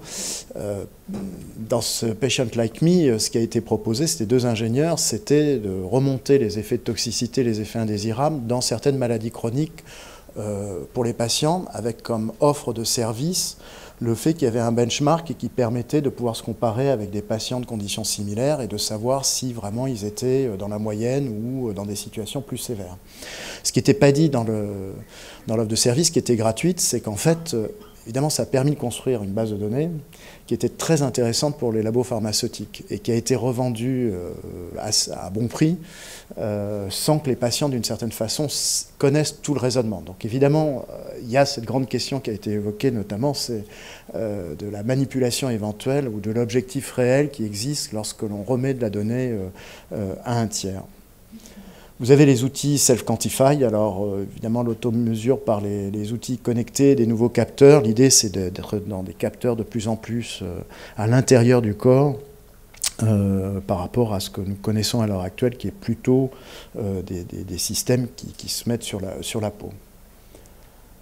Alors je voulais terminer sur le dernier point évidemment de cette tendance, c'est aussi la médecine prédictive qui est fondée sur les big data, qui a fait l'objet de beaucoup de fantasmes ces dernières années, qui est cette idée évidemment du taux de prédiction, d'une probabilité de prédiction de survenue d'une maladie à consonance génétique. Et je me suis permis de mettre, parce que je crois que ça symbolise assez le débat dans ce domaine, l'histoire de Madame Joly. Alors, Angelina Jolie a en 2013 écrit un article dans le New York Times, et elle commence l'article en disant « Cet article a pour objectif d'expliquer comment on peut prendre en charge sa maladie, et je voudrais m'adresser à des femmes de conditions similaires à la mienne. » Donc Angelina Jolie a un risque important de développement de cancer du sein par ses 2 branches paternelle et maternelle. Donc elle a un risque de développement des mutations BRCA1 et 2.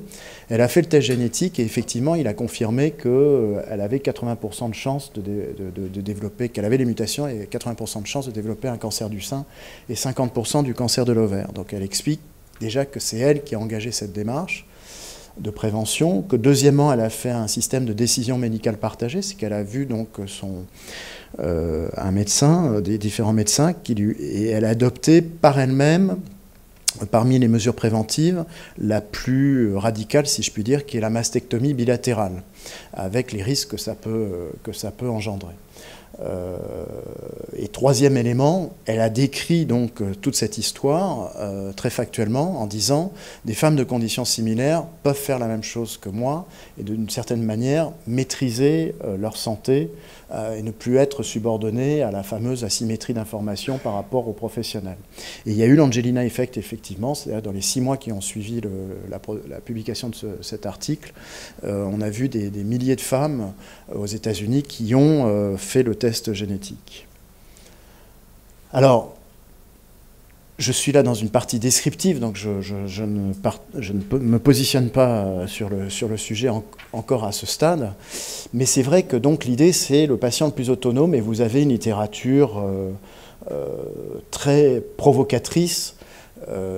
Si vous avez un peu de temps et d'intérêt sur ces sujets, je ne peux que vous recommander de lire les livres d'Eric Topol, notamment The Patient Will See You, en 2015. Bon, cette idée qui est assez extrême est de dire le patient, d'une certaine façon, va prendre le pouvoir et va être très autonome. Alors, je me doute bien que ce n'est pas partagé par M. Besnier, mais donc je ne fais que reporter ces propos. Donc, il dit, voilà, le diagnostic peut être réalisé par le patient, la surveillance par le patient, il peut sans doute, dans certains cas, faire l'autoprescription. Et donc, il y a ce fameux terme de la médiation du traitement par le médecin qui apparaît. Il est vrai que quand on est, par exemple, dans le diabète, dans certaines conditions cliniques comme le diabète, on a le sentiment qu'il y a une évolution dans cette direction, c'est-à-dire que le patient, avec les nouveaux outils connectés, a les moyens de pouvoir se prendre en charge beaucoup plus nettement que traditionnellement. Alors le troisième impact, c'est l'assureur santé. C'est évidemment avec tous ces outils connectés, il y a une manière potentielle de connaître le risque encouru par chacun en amont de la maladie.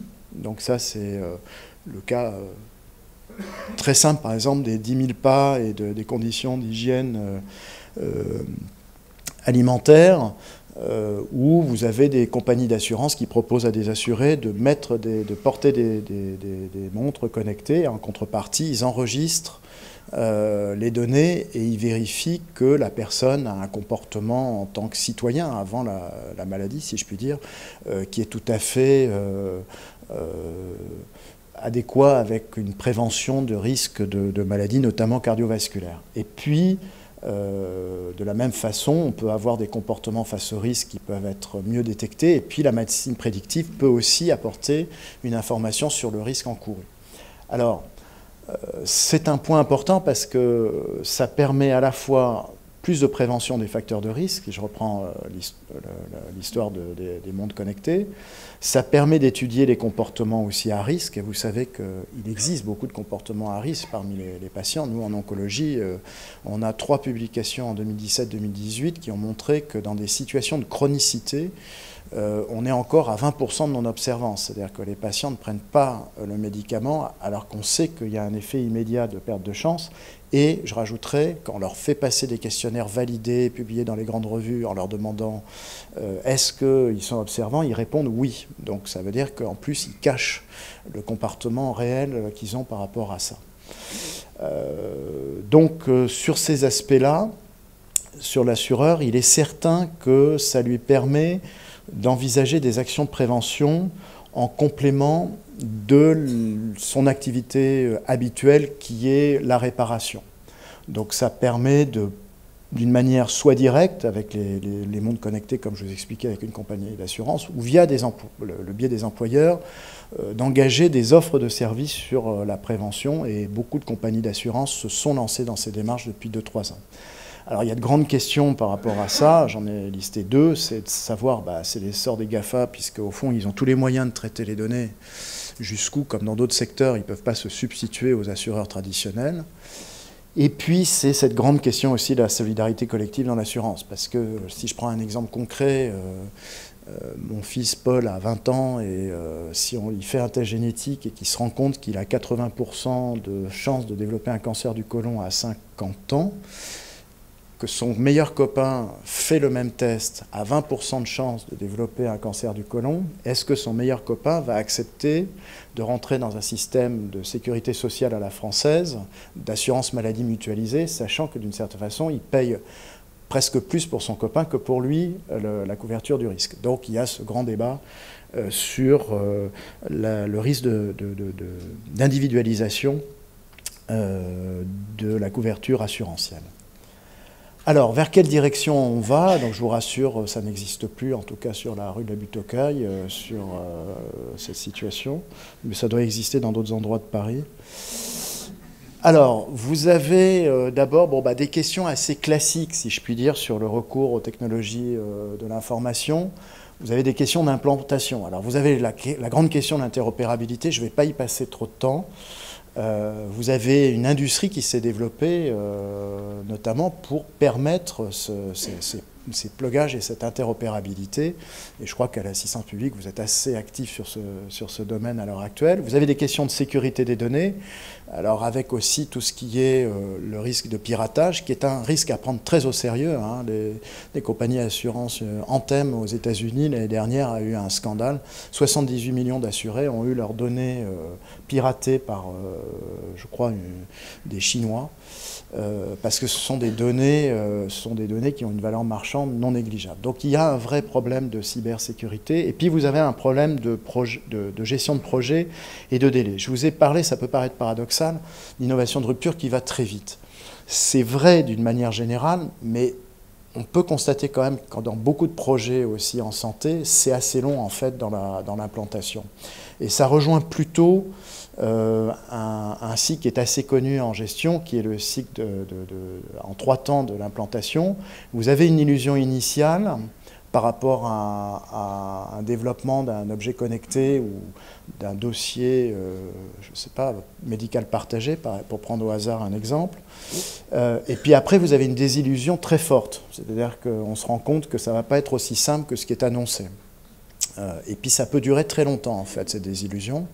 Et puis finalement, vous avez une implantation secondaire qui se fait, mais à distance. Ça peut être entre 5 ans, 5 à 10 ans. Tout ça pour dire qu'il y a un vrai aussi débat sur la gestion de projet et l'accompagnement, tant institutionnel que par rapport aux porteurs de projets, sur tous les objets connectés et leur développement en santé. Alors vous avez après les usages de l'e-santé. Donc ça, c'est vraiment notre, si je puis dire, notre cœur de réflexion dans notre champ de recherche en management et en gestion.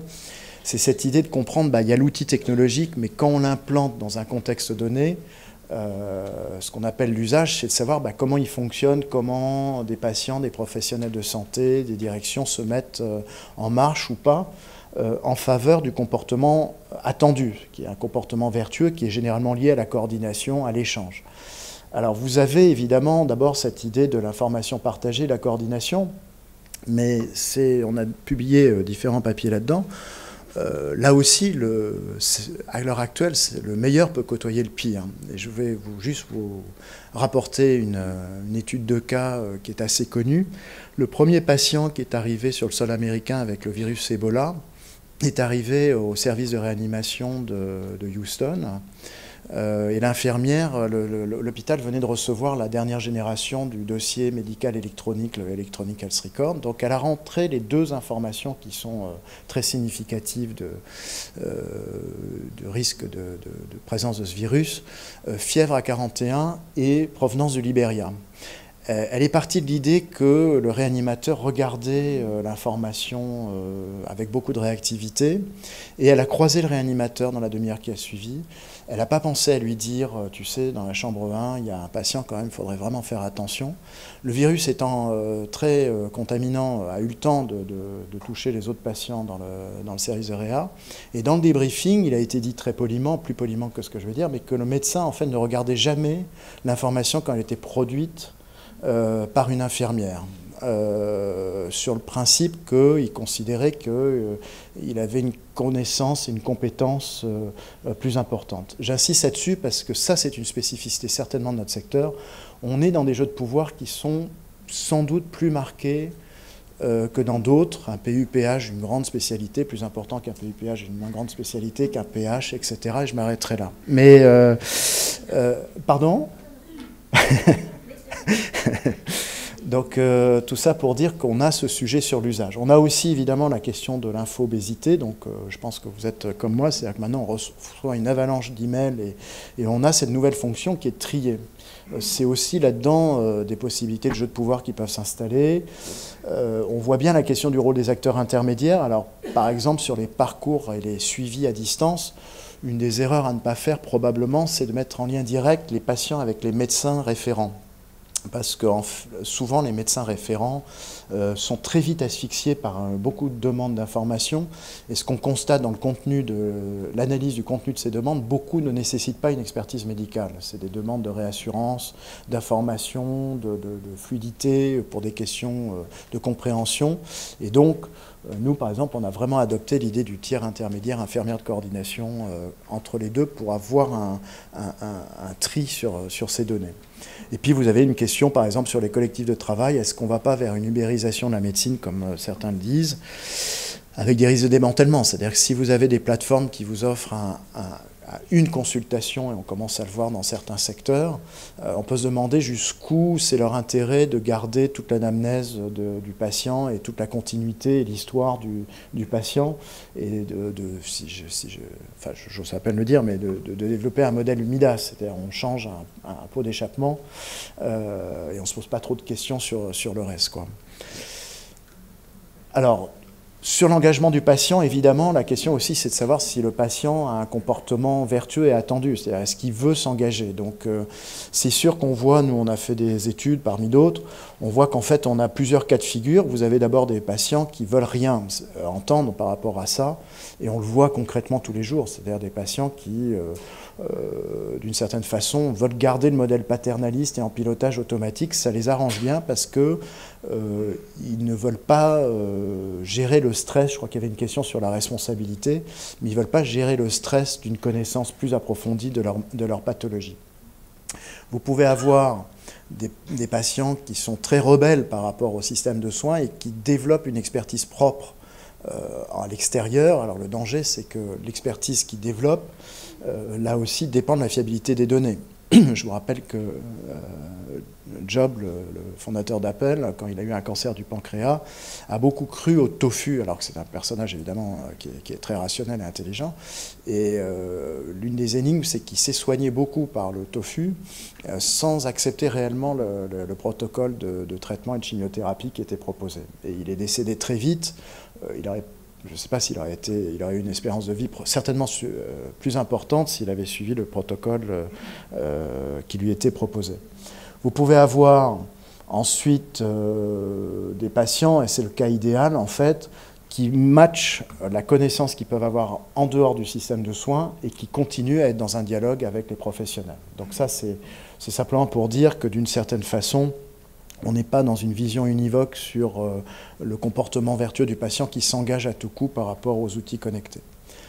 Alors des questions d'inégalité, évidemment, donc vous pouvez avoir par notamment toute la médecine prédictive des risques de discrimination génétique. C'est-à-dire si jamais on se rendait compte qu'il y a des profils génétiques qui sont liés à certaines races ou certaines ethnies, ça pourrait devenir très très sensible.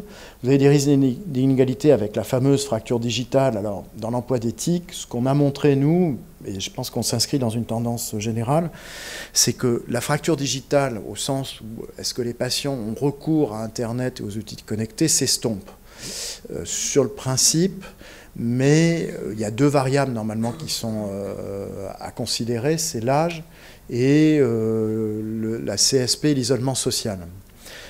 Ce qui en fait 3. Bon, ce qu'on voit par contre, c'est qu'il y a quand même la question s'est un peu déplacée. C'est-à-dire que c'est pas oui, non, j'ai Internet, c'est est-ce que je l'utilise régulièrement.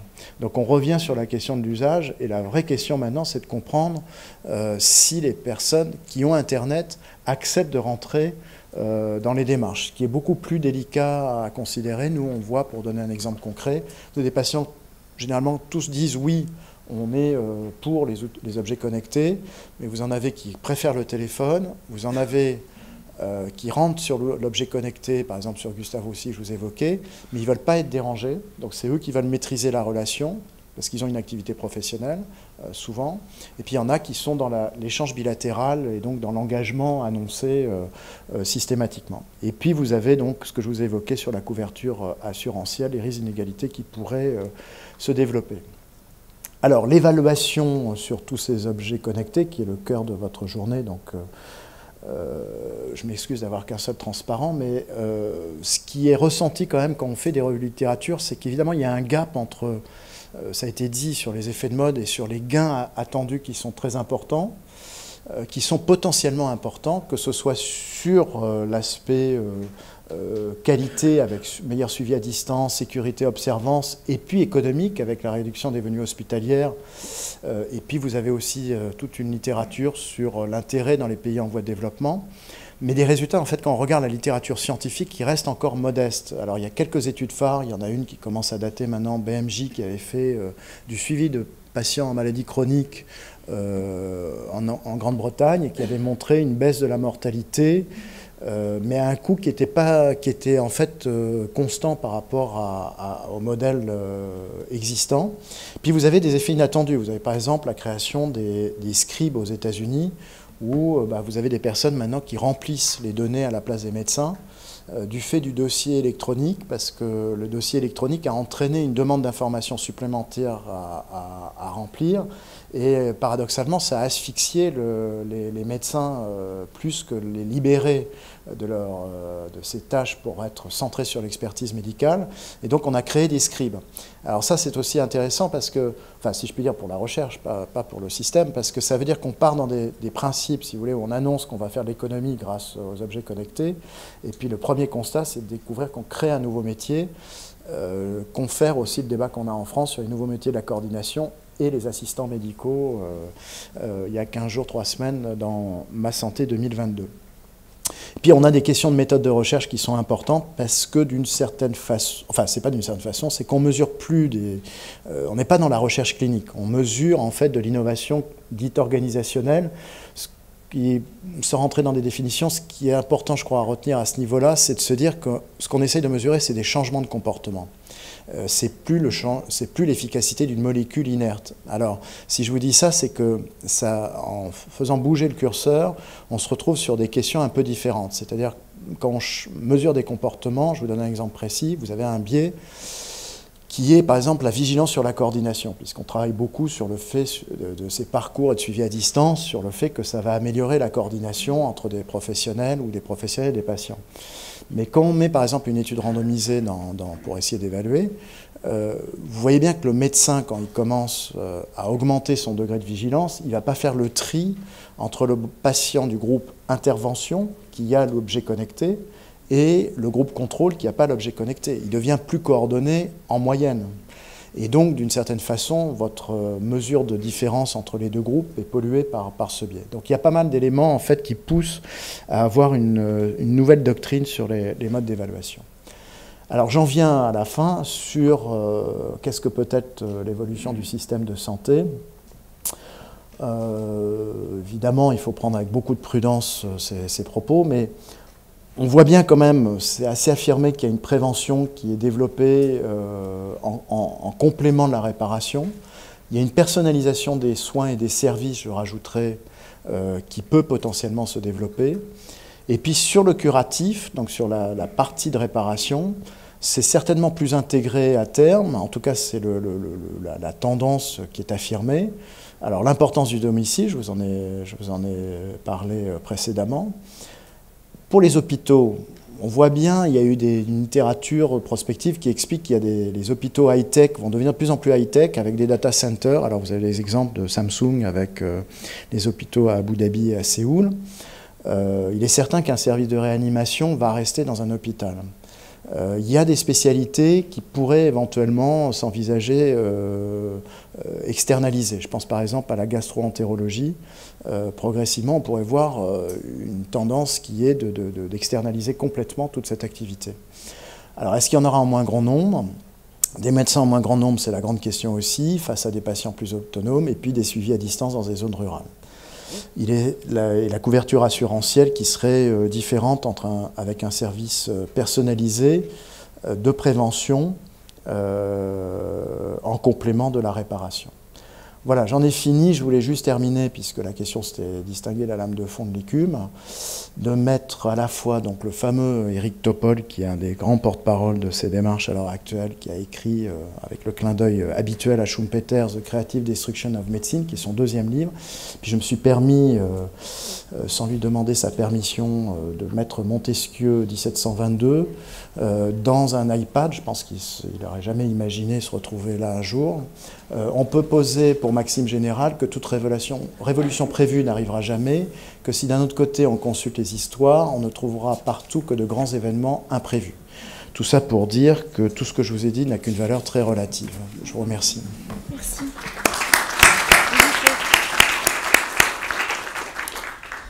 Merci beaucoup pour toutes ces questions ouvertes, toutes qui en soi constituent des pistes de recherche. Et puis, merci aussi de nous montrer, après la vague de réflexion autour de la médecine personnalisée via la génomique, que sans doute la personnalisation viendra tout autant et plus encore de ces nouveaux objets et surtout des nouvelles organisations, coordinations et relations autour de ces objets, bien plus sans doute, ou tout autant. Oui, mais en tout cas, moi, ça m'a... J'aime bien ce contrepoint à l'agilité. La personnalisation est sur un sujet, moi, qui me passionne. Et je vais vous rapporter une anecdote. Bon, moi, je commence à avoir un certain âge et j'essaye de rester dans le coup, comme on dit, avec mes enfants.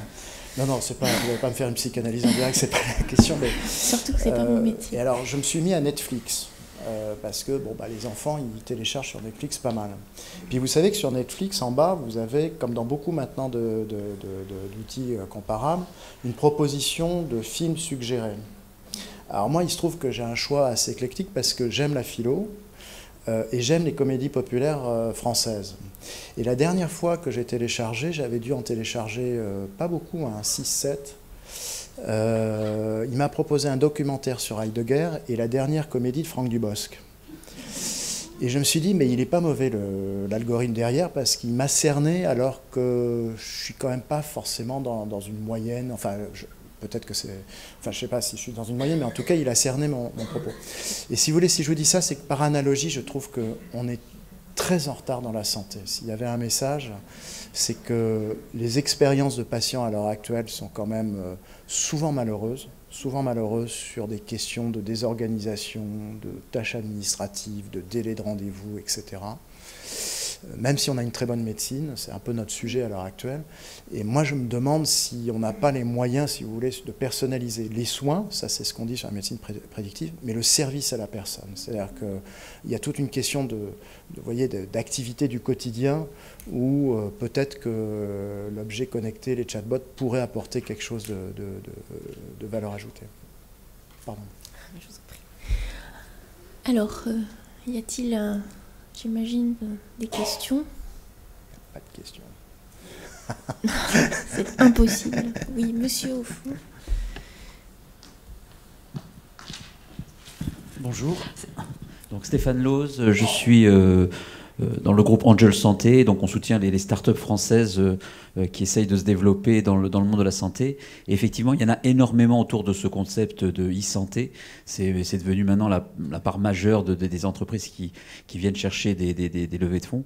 J'avais une question. Souvent, en France, le business model, quand on les interroge, il y a une difficulté, c'est leur business model, comment se financer. Alors, il y a beaucoup le mot expérience, quelques établissements qui bâtissent eux-mêmes. Vous parliez tout à l'heure d'un pilulier, mais comment envisager les choses à moyen terme et en France, en tous les cas, ça a l'air d'être une véritable difficulté, le business model pour toutes ces startups qui veulent s'engager dans l'e-santé.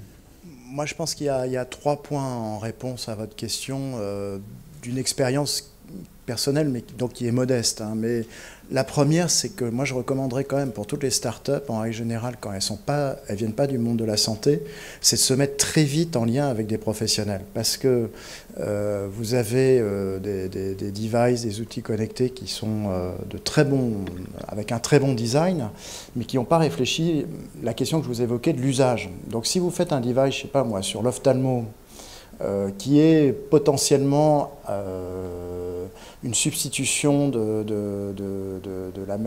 l'homme par la machine, et que vous n'allez pas voir la Société française d'ophtalmo ou les représentants de l'ophtalmo, c'est sûr que quand vous arrivez sur le marché, les professionnels vont peut-être pas adhérer totalement, vous voyez, à la proposition. Donc ça, je crois que c'est un premier point, c'est sur l'usage, de ne pas être naïf et d'aller assez vite et de ne pas s'arrêter uniquement à la conception technologique de l'outil. Je rajouterai aussi un deuxième élément. Nous, on est, comme d'autres équipes recherche, assez sollicités. Je vous donne le cas de figure assez caricatural. Ce sont des startups qui ont obtenu un financement non négligeable de la Banque publique d'investissement, puis qui nous appellent après 1 an de lancement en disant il faudrait qu'on évalue la valeur ajoutée, on nous demande d'évaluer la valeur ajoutée de notre outil. Et est-ce que vous voulez participer à l'évaluation ? Ils nous proposent des sommes pour un chercheur en tout cas, assez intéressantes. Le problème, c'est que le coût est parti, c'est-à-dire qu'on est dans des formes d'évaluation a posteriori, alors qu'il faut un T0 pour avoir des recueils de données au départ. Donc là, on est dans des situations qui ne sont pas très commodes, donc aussi aller anticiper cette question de l'évaluation. Après, sur le modèle économique, en France, c'est vrai que jusqu'à un passé récent, c'était assez compliqué parce qu'il n'y avait pas de mode de remboursement de la majorité de ces outils. Bon, la télémédecine, malgré tout, avec les financements qui sont proposés depuis septembre, commence à ouvrir la voie sur le sujet. Le dernier point que je rajouterais, c'est que on voit souvent en fait les grandes réussites se font d'abord à l'étranger, puis ensuite en France.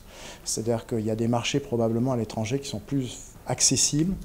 Et ce qui est assez surprenant d'ailleurs, c'est que parfois on voit que des marchés qu'on considère totalement hermétiques comme le marché américain sont assez en appétence de propositions françaises, avec un modèle économique qui est plus facile. C'est vrai que ça pose la question du capital risque de départ et d'avoir une structure qui a un investissement assez solide au départ pour prendre le risque de la promotion à l'étranger, ensuite probablement de revenir en France. J'y reviendrai sur un dernier point en France qui me frappe, c'est qu'on est aussi dans une situation où d'une certaine façon tout le monde a son innovation. Et donc il y a une sorte d'ego qui s'est créé, de guerre d'ego qui s'est un peu créée, parce qu'on est dans la reproductibilité du pilote. Donc ça, c'est le grand discours. Arrêtons de faire des pilotes et généralisons. Le seul problème, c'est que, si vous voulez, nous, par exemple, moi, ce que j'ai fait à Gustave Roussy, je pense que c'est génial. Le seul problème, c'est que celui qui est à Curie, qui a fait quelque chose de similaire, ou à la PHP, pense la même chose que moi. Donc quand on se retrouve dans des réunions sur les retours d'expérience et sur la capitalisation, tout le monde a implicitement l'idée que c'est sa solution qui va s'imposer aux autres. Et ça ne fait pas une somme, vous voyez, une addition très positive. Et donc on a d'une certaine façon un rapport social qui s'est créé autour des innovateurs qui pose un petit problème, je pense, sur le développement. Et les industriels, de ce point de vue-là, peuvent peut-être aider en proposant des formats plus larges dans le développement des pilotes et de l'expérimentation. C'est moins des questions que des commentaires. Alors, enfin, vous avez souligné l'importance pour les startups de se mettre très vite en lien avec les professionnels de santé pour réfléchir d'emblée à la valeur d'usage. Mais j'irai même plus loin. On a eu des déconvenues comme ça de bidulomètres qui étaient censés mesurer tel ou tel paramètre, et puis qui, de fait même de la conception de la fréquence d'échantillonnage, passaient complètement à côté de la plaque, et les ingénieurs tombaient de leur chaise quand ils disaient « mais non, c'est pas la bonne fréquence d'échantillonnage, il faut prévoir 1000 fois plus ». Ils disaient « ah ben non, c'est pas possible ». Ben oui, mais sinon ça ne sert à rien. Donc effectivement, ce partenariat avec les professionnels à qui est destiné cet objet, et quand je dis professionnel, c'est tant au sens patient que professionnel de santé, il est essentiel dès la conception.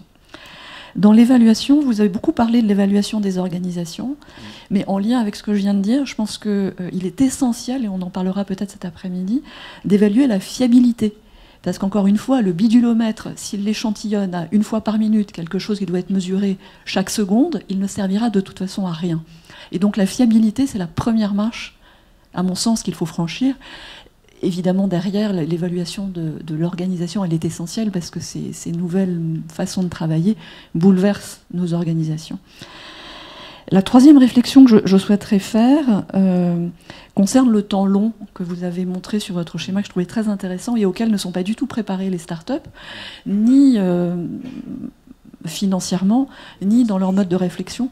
Or, on est dans du temps long qui est celui de l'évaluation, surtout dans les domaines de la santé, où encore une fois, il faut que la solution, elle soit fiable, pertinente, etc. Et donc, c'est du temps long.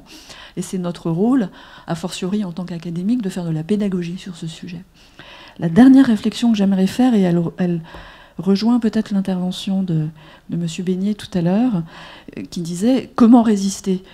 Il ne s'agit pas de résister, il s'agit de canaliser, mais en même temps, comment résister à ces drivers économiques? Parce qu'en fait, le driver, il est essentiellement économique, en fait, il me semble. Il y a du progrès, il y a du progrès cognitif, mais il y a surtout du progrès, enfin, pas du progrès, justement, des drivers économiques qui sont extrêmement puissants, et à ça, comment résister? Alors, il n'est pas... L'objet de ce colloque n'est pas de faire un colloque politique, hein, c'est pas du tout le propos, mais en tout cas, de se poser la question de quelle est la force d'acteurs académiques face à des poussées tellement fortes du monde économique. Oui, oui. Moi, je voulais faire 2 points là sur vos commentaires, mais je ne m'en rappelle plus. Je suis plus connecté, excusez-moi. C'était sur la question. Vous voulez de l'eau, un peu d'eau? Non, non, ça va très bien, mais j'ai un trou de mémoire, c'est simplement. Bon, c'est pas grave, ça reviendra peut-être. Il y avait le lien avec les professionnels de santé dès la conception de l'objet, il y avait le temps long. Oui, c'est ça, oui. C'était sur le temps long, excusez-moi, parce qu'il y a pas mal de travaux quand même sur la littérature en gestion qui, d'une certaine façon, expliquent sur ces gestions de l'innovation, il y a quand même des manières de faire qui marchent mieux que d'autres. Et souvent, le modèle qui est prôné à l'heure actuelle dans les enseignements en gestion, de collègues notamment de l'école polytechnique, c'est de commencer par une solution très simple, et ensuite de développer des versions successives par interaction entre les professionnels de la recherche et le concepteur. Mais c'est de ne pas évidemment avoir une ambition trop forte au début, parce que ça prend beaucoup de temps, et d'une certaine façon, on sait très bien qu'on n'arrive jamais à avoir le modèle parfait, et on constate beaucoup de démarches, si vous voulez, qui s'enlisent sur la recherche de la perfection, ou d'un gain marginal qui en fait n'a pas tellement d'intérêt par rapport au développement. Et je tiens à souligner, bon, c'est pas une note très positive, mais entre innovation et progrès, il y a une marge très importante. Et on ne donne pas beaucoup de statistiques, mais il semble quand même qu'il y ait beaucoup de démarches d'innovation qui n'aboutissent pas. Bon, ça ne met pas une ambiance extraordinaire. Mais... Je propose de prendre encore 2 questions avant que nous nous arrêtions pour une pause. Et on aura encore une session de questions à la fin de la matinée, donc conservez vos questions. Oui, rebonjour. J'aurais deux brefs commentaires et puis une question. Premier commentaire, c'est... Voilà, on est dans des rencontres académiques, donc on peut se le dire entre nous. Vous évoquiez une forme de hiérarchie entre des grandes spécialités médicales et puis les autres. Et entre les sciences humaines et sociales, ça existe aussi. Je suis ravi d'avoir un exposé de sciences de gestion et de management qui montre tout l'intérêt des sciences de gestion et de management comparé à d'autres disciplines qui sont traditionnellement beaucoup plus valorisées. Le deuxième commentaire, c'est la boutade que vous aviez faite tout à l'heure en disant finalement, est-ce que la PHP serait très contente de voir cette slide sur la domotique en se disant que demain, la chambre du patient finalement est peut-être que la meilleure chambre pour le patient possible, ce sera sa maison. Je ne suis pas sûr qu'en fait la PHP aille réellement contre ça, puisque vous le savez bien, le virage de l'ambulatoire, c'est le fait de se dire, voilà, les gens viendront de moins en moins longtemps, des hospitalisations de plus en plus courtes, pour que justement ils soient plus rapidement rentrés chez eux, avec des enjeux économiques, et avant tout économiques. Et là, on n'est pas tellement sur de l'écume, on est vraiment sur une lame de fond quand on voit la taille, le volume des investissements publics mis sur ce virage de l'ambulatoire. Ce qui m'amène à la question d'après. On en a discuté tout à l'heure et vous en avez parlé à nouveau dans votre exposé. J'ai l'impression qu'il y a une espèce de paradoxe, à la fois à se dire, avec tous ces objets connectés, on va responsabiliser davantage le patient, le malade. Il va pouvoir être un peu plus maître de sa destinée, faire lui-même un peu du travail. Et en même temps, sans aucune référence, et en même temps, on a une forme de déresponsabilisation majeure en se disant, de toute façon, il peut faire n'importe quoi, on le suivra, on le monitorera de loin, donc on saura à sa place si ça va bien, si ça va mal. Alors, ce paradoxe-là, comment est-ce que vous l'expliquez? Est-ce qu'il y a finalement 2 business différents, 2 approches différentes, avec des objets connectés et des innovations qui vont vers une plus grande responsabilisation, et d'autres, à l'inverse, qui vont vers une plus grande déresponsabilisation? Ou est-ce que c'est juste un grand bordel conceptuel et que tout le monde essaie de trouver un peu plus ou moins sa place en jouant sur cette confusion-là? Merci. Ouais. Bon.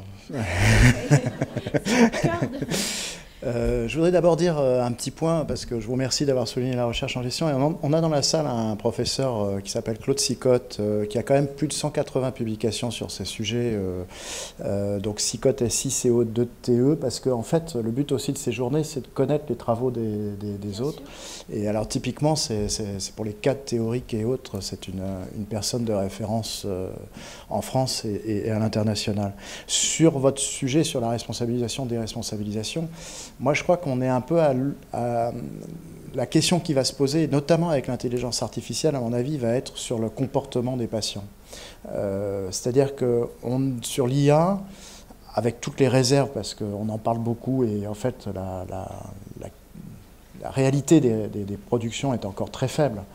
Mais ce qu'on constate quand même sur la santé, c'est que ça va beaucoup sur le côté provider side. C'est-à-dire que c'est, par exemple, nous, à Gustave, c'est la comparaison de l'algorithme dans le diagnostic sur TEP scan des cancers, des images de cancer par rapport à l'image du radiologue, par rapport à la capacité et la compétence du radiologue. C'est vrai aussi en radiothérapie. Un peu moins sur le côté patient side. Et alors c'est assez... Je pense qu'il va y avoir une question là-dessus, parce que d'abord, bon, le secteur marchand a beaucoup développé. Je ne sais pas trop s'il a développé. Bon, il a développé dans une logique économique d'achat du consommateur, de comprendre le comportement du consommateur. Mais en santé, il va y avoir quand même une vraie question sur des comportements. Ce que je vous disais tout à l'heure, moi, ce qui me frappe, c'est que c'est évidemment très émotionnel, la santé. Alors le cancer en particulier, moi, plus j'avance, plus je suis, comment dire, très très prudent sur l'analyse qu'on peut faire d'un comportement d'un patient, parce que il va cacher beaucoup, il va pas dire forcément tout ce qui se passe. Je vous donne un exemple concret. Nous, on a l'exemple dont je vous parlais de la plateforme est partie sur l'idée que, comme dans beaucoup d'établissements, les patients disent, si je puis dire, que quand ils sont hospitalisés à Gustave-Roussy, ça se passe pas trop mal. Mais par contre, quand ils sortent, ils ont un sentiment d'abandon et d'être complètement perdus dans leur parcours. Bon. Quand vous avez ce constat, la première chose, vous dites, mais l'information n'est pas donnée. Et donc, nous, on a examiné un petit peu discrètement. Et en fait, elle est donnée dans la majorité des cas. Et les professionnels font beaucoup d'efforts sur la littératie, sur l'effort de pédagogie. Le seul problème, c'est que ce sont des temps très courts de consultation. Et les patients sont dans des moments d'émotion très importants. Pour le cancer, je veux dire, quand parfois vous arrêtez à la première information qui est donnée. Et donc, vous n'écoutez plus rien. Et donc, si on dit ça, l'implication, c'est de ne pas faire des brochures supplémentaires, voyez, mais c'est d'essayer de trouver les conditions où le patient va être le plus, si je puis dire, serein pour poser toutes les questions et avec toute la liberté, parce que parfois les patients ne comprennent mais vraiment strictement rien. Moi, j'ai eu un patient, encore la semaine dernière, qui disait, bon, le médecin lui disait, oui, vous êtes avec une maladie chronique, elle est devenue chronique, puis discrètement, parce qu'il me connaît bien et on s'entend bien, il m'a dit, mais chronique, ça veut dire quoi? Alors, quand vous avez ça, vous voyez, vous dites, il faut vraiment se mettre dans le cerveau d'un patient et d'essayer de comprendre, avec beaucoup d'honnêteté, où il en est au jour d'aujourd'hui. Et de ce point de vue-là, je trouve qu'il y a un travail qui pourrait être une grande utilité. Est-ce que c'est de la responsabilisation? Je ne sais pas, mais c'est de l'aider en tout cas dans toute sa démarche. Oui, bonjour. J'aurais une petite question au niveau de la donnée, en fait, la donnée de santé plus particulièrement. On s'aperçoit donc depuis peu avec le RGPD, notamment sur la protection de la donnée, quoi qu'imparfait, on a quand même fait des progrès. Cependant, ça n'a pas remis forcément en cause le statut en fait légal et juridique et donc les modèles économiques en fait qui sont basés sur l'exploitation des données. Et à ce niveau-là, on voit plus ou moins deux modèles en fait diverger. Un modèle plutôt libéral de la donnée appartient soit à la personne, soit à celui qui la capte, mais en tout cas, on pourrait créer une sorte de marché de la donnée. Et de l'autre côté, en fait, un modèle plus socialisant en fait, où on pourrait envisager la monnaie en tant que commun.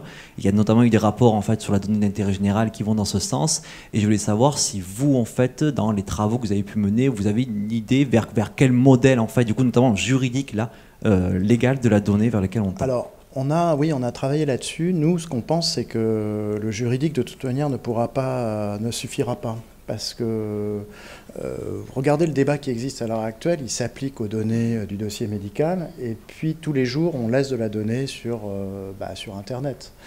Et donc ça rejoint la question de savoir si les opérateurs Internet progressivement ne gagnent pas en pouvoir sur la donnée de santé qu'on évoque. Quand vous faites du blog sur Facebook avec d'autres, vous laissez de l'information. Et donc d'une certaine façon, il y a un constat un peu paradoxal, c'est qu'on met le paquet juridiquement sur quelque chose qui est probablement très marginal à terme, puisque l'enjeu c'est la régulation de la donnée sur Internet. Une fois qu'on a dit ça, encadrer juridiquement les mastodontes, GAFA ou autres, moi j'y crois pas personnellement. Je pense que c'est nécessaire, mais ça ne sera pas une condition suffisante. Je crois beaucoup plus à la question de l'usage que les opérateurs feront de la donnée. Les systèmes d'accréditation, vous voyez, à terme, c'est-à-dire une compagnie d'assurance par exemple qui utilise la donnée mais en fait qui détourne l'objectif par rapport à ce qui est annoncé, donc il y a une sorte de malhonnêteté, ne devrait pas être accrédité à terme. Vous avez un exemple par exemple aux États-Unis qui est très agressif, c'est que vous avez des compagnies d'assurance qui, je ne sais pas comment elles font, enregistrent maintenant la consommation d'alcool et de tabac annuelle de chaque assuré par les cartes de crédit. Donc quand vous arrivez à la fin de l'année, vous vous présentez, bonjour monsieur Maviel, comment ça va? Très bien, combien vous avez consommé? Donc c'est la troisième question d'alcool et de tabac, donc vous dites bon, rien du tout. Et puis là, ils vous montrent votre facture de carte de crédit sur l'année et ils vous mettent une prime. Bon, c'est très agressif. Moi, je pense que ces démarches-là, c'est des démarches qui devraient être non accréditées, si vous voulez. C'est-à-dire qu'il faut qu'il y ait un pacte de confiance qui se développe à ce sujet. Donc l'idée, ça serait plutôt d'aller dans ces questions d'usage et à terme de s'assurer qu'il y ait des formes d'accréditation, notamment dans les compagnies d'assurance. Parce que si on reprend, pour terminer le propos, sur le fait que l'assurance, d'une certaine façon, ouvre son scope. Elle n'est plus sur la réparation, elle va être de plus en plus en amont sur la prévention. Donc elle va devoir fidéliser d'une certaine façon les assurés du jeune âge de 7 à 97 ans, comme on dit. Et donc, c'est très important pour elle aussi d'introduire de la confiance, parce que si vous faites la pratique que je vous évoquais, a priori, en tant qu'assuré, je quitte la compagnie l'année suivante. Merci à nos deux conférenciers. Je propose une toute petite pause qu'on va peut-être réduire à quelques minutes pour ne pas empiéter sur la prochaine conférence. Merci beaucoup.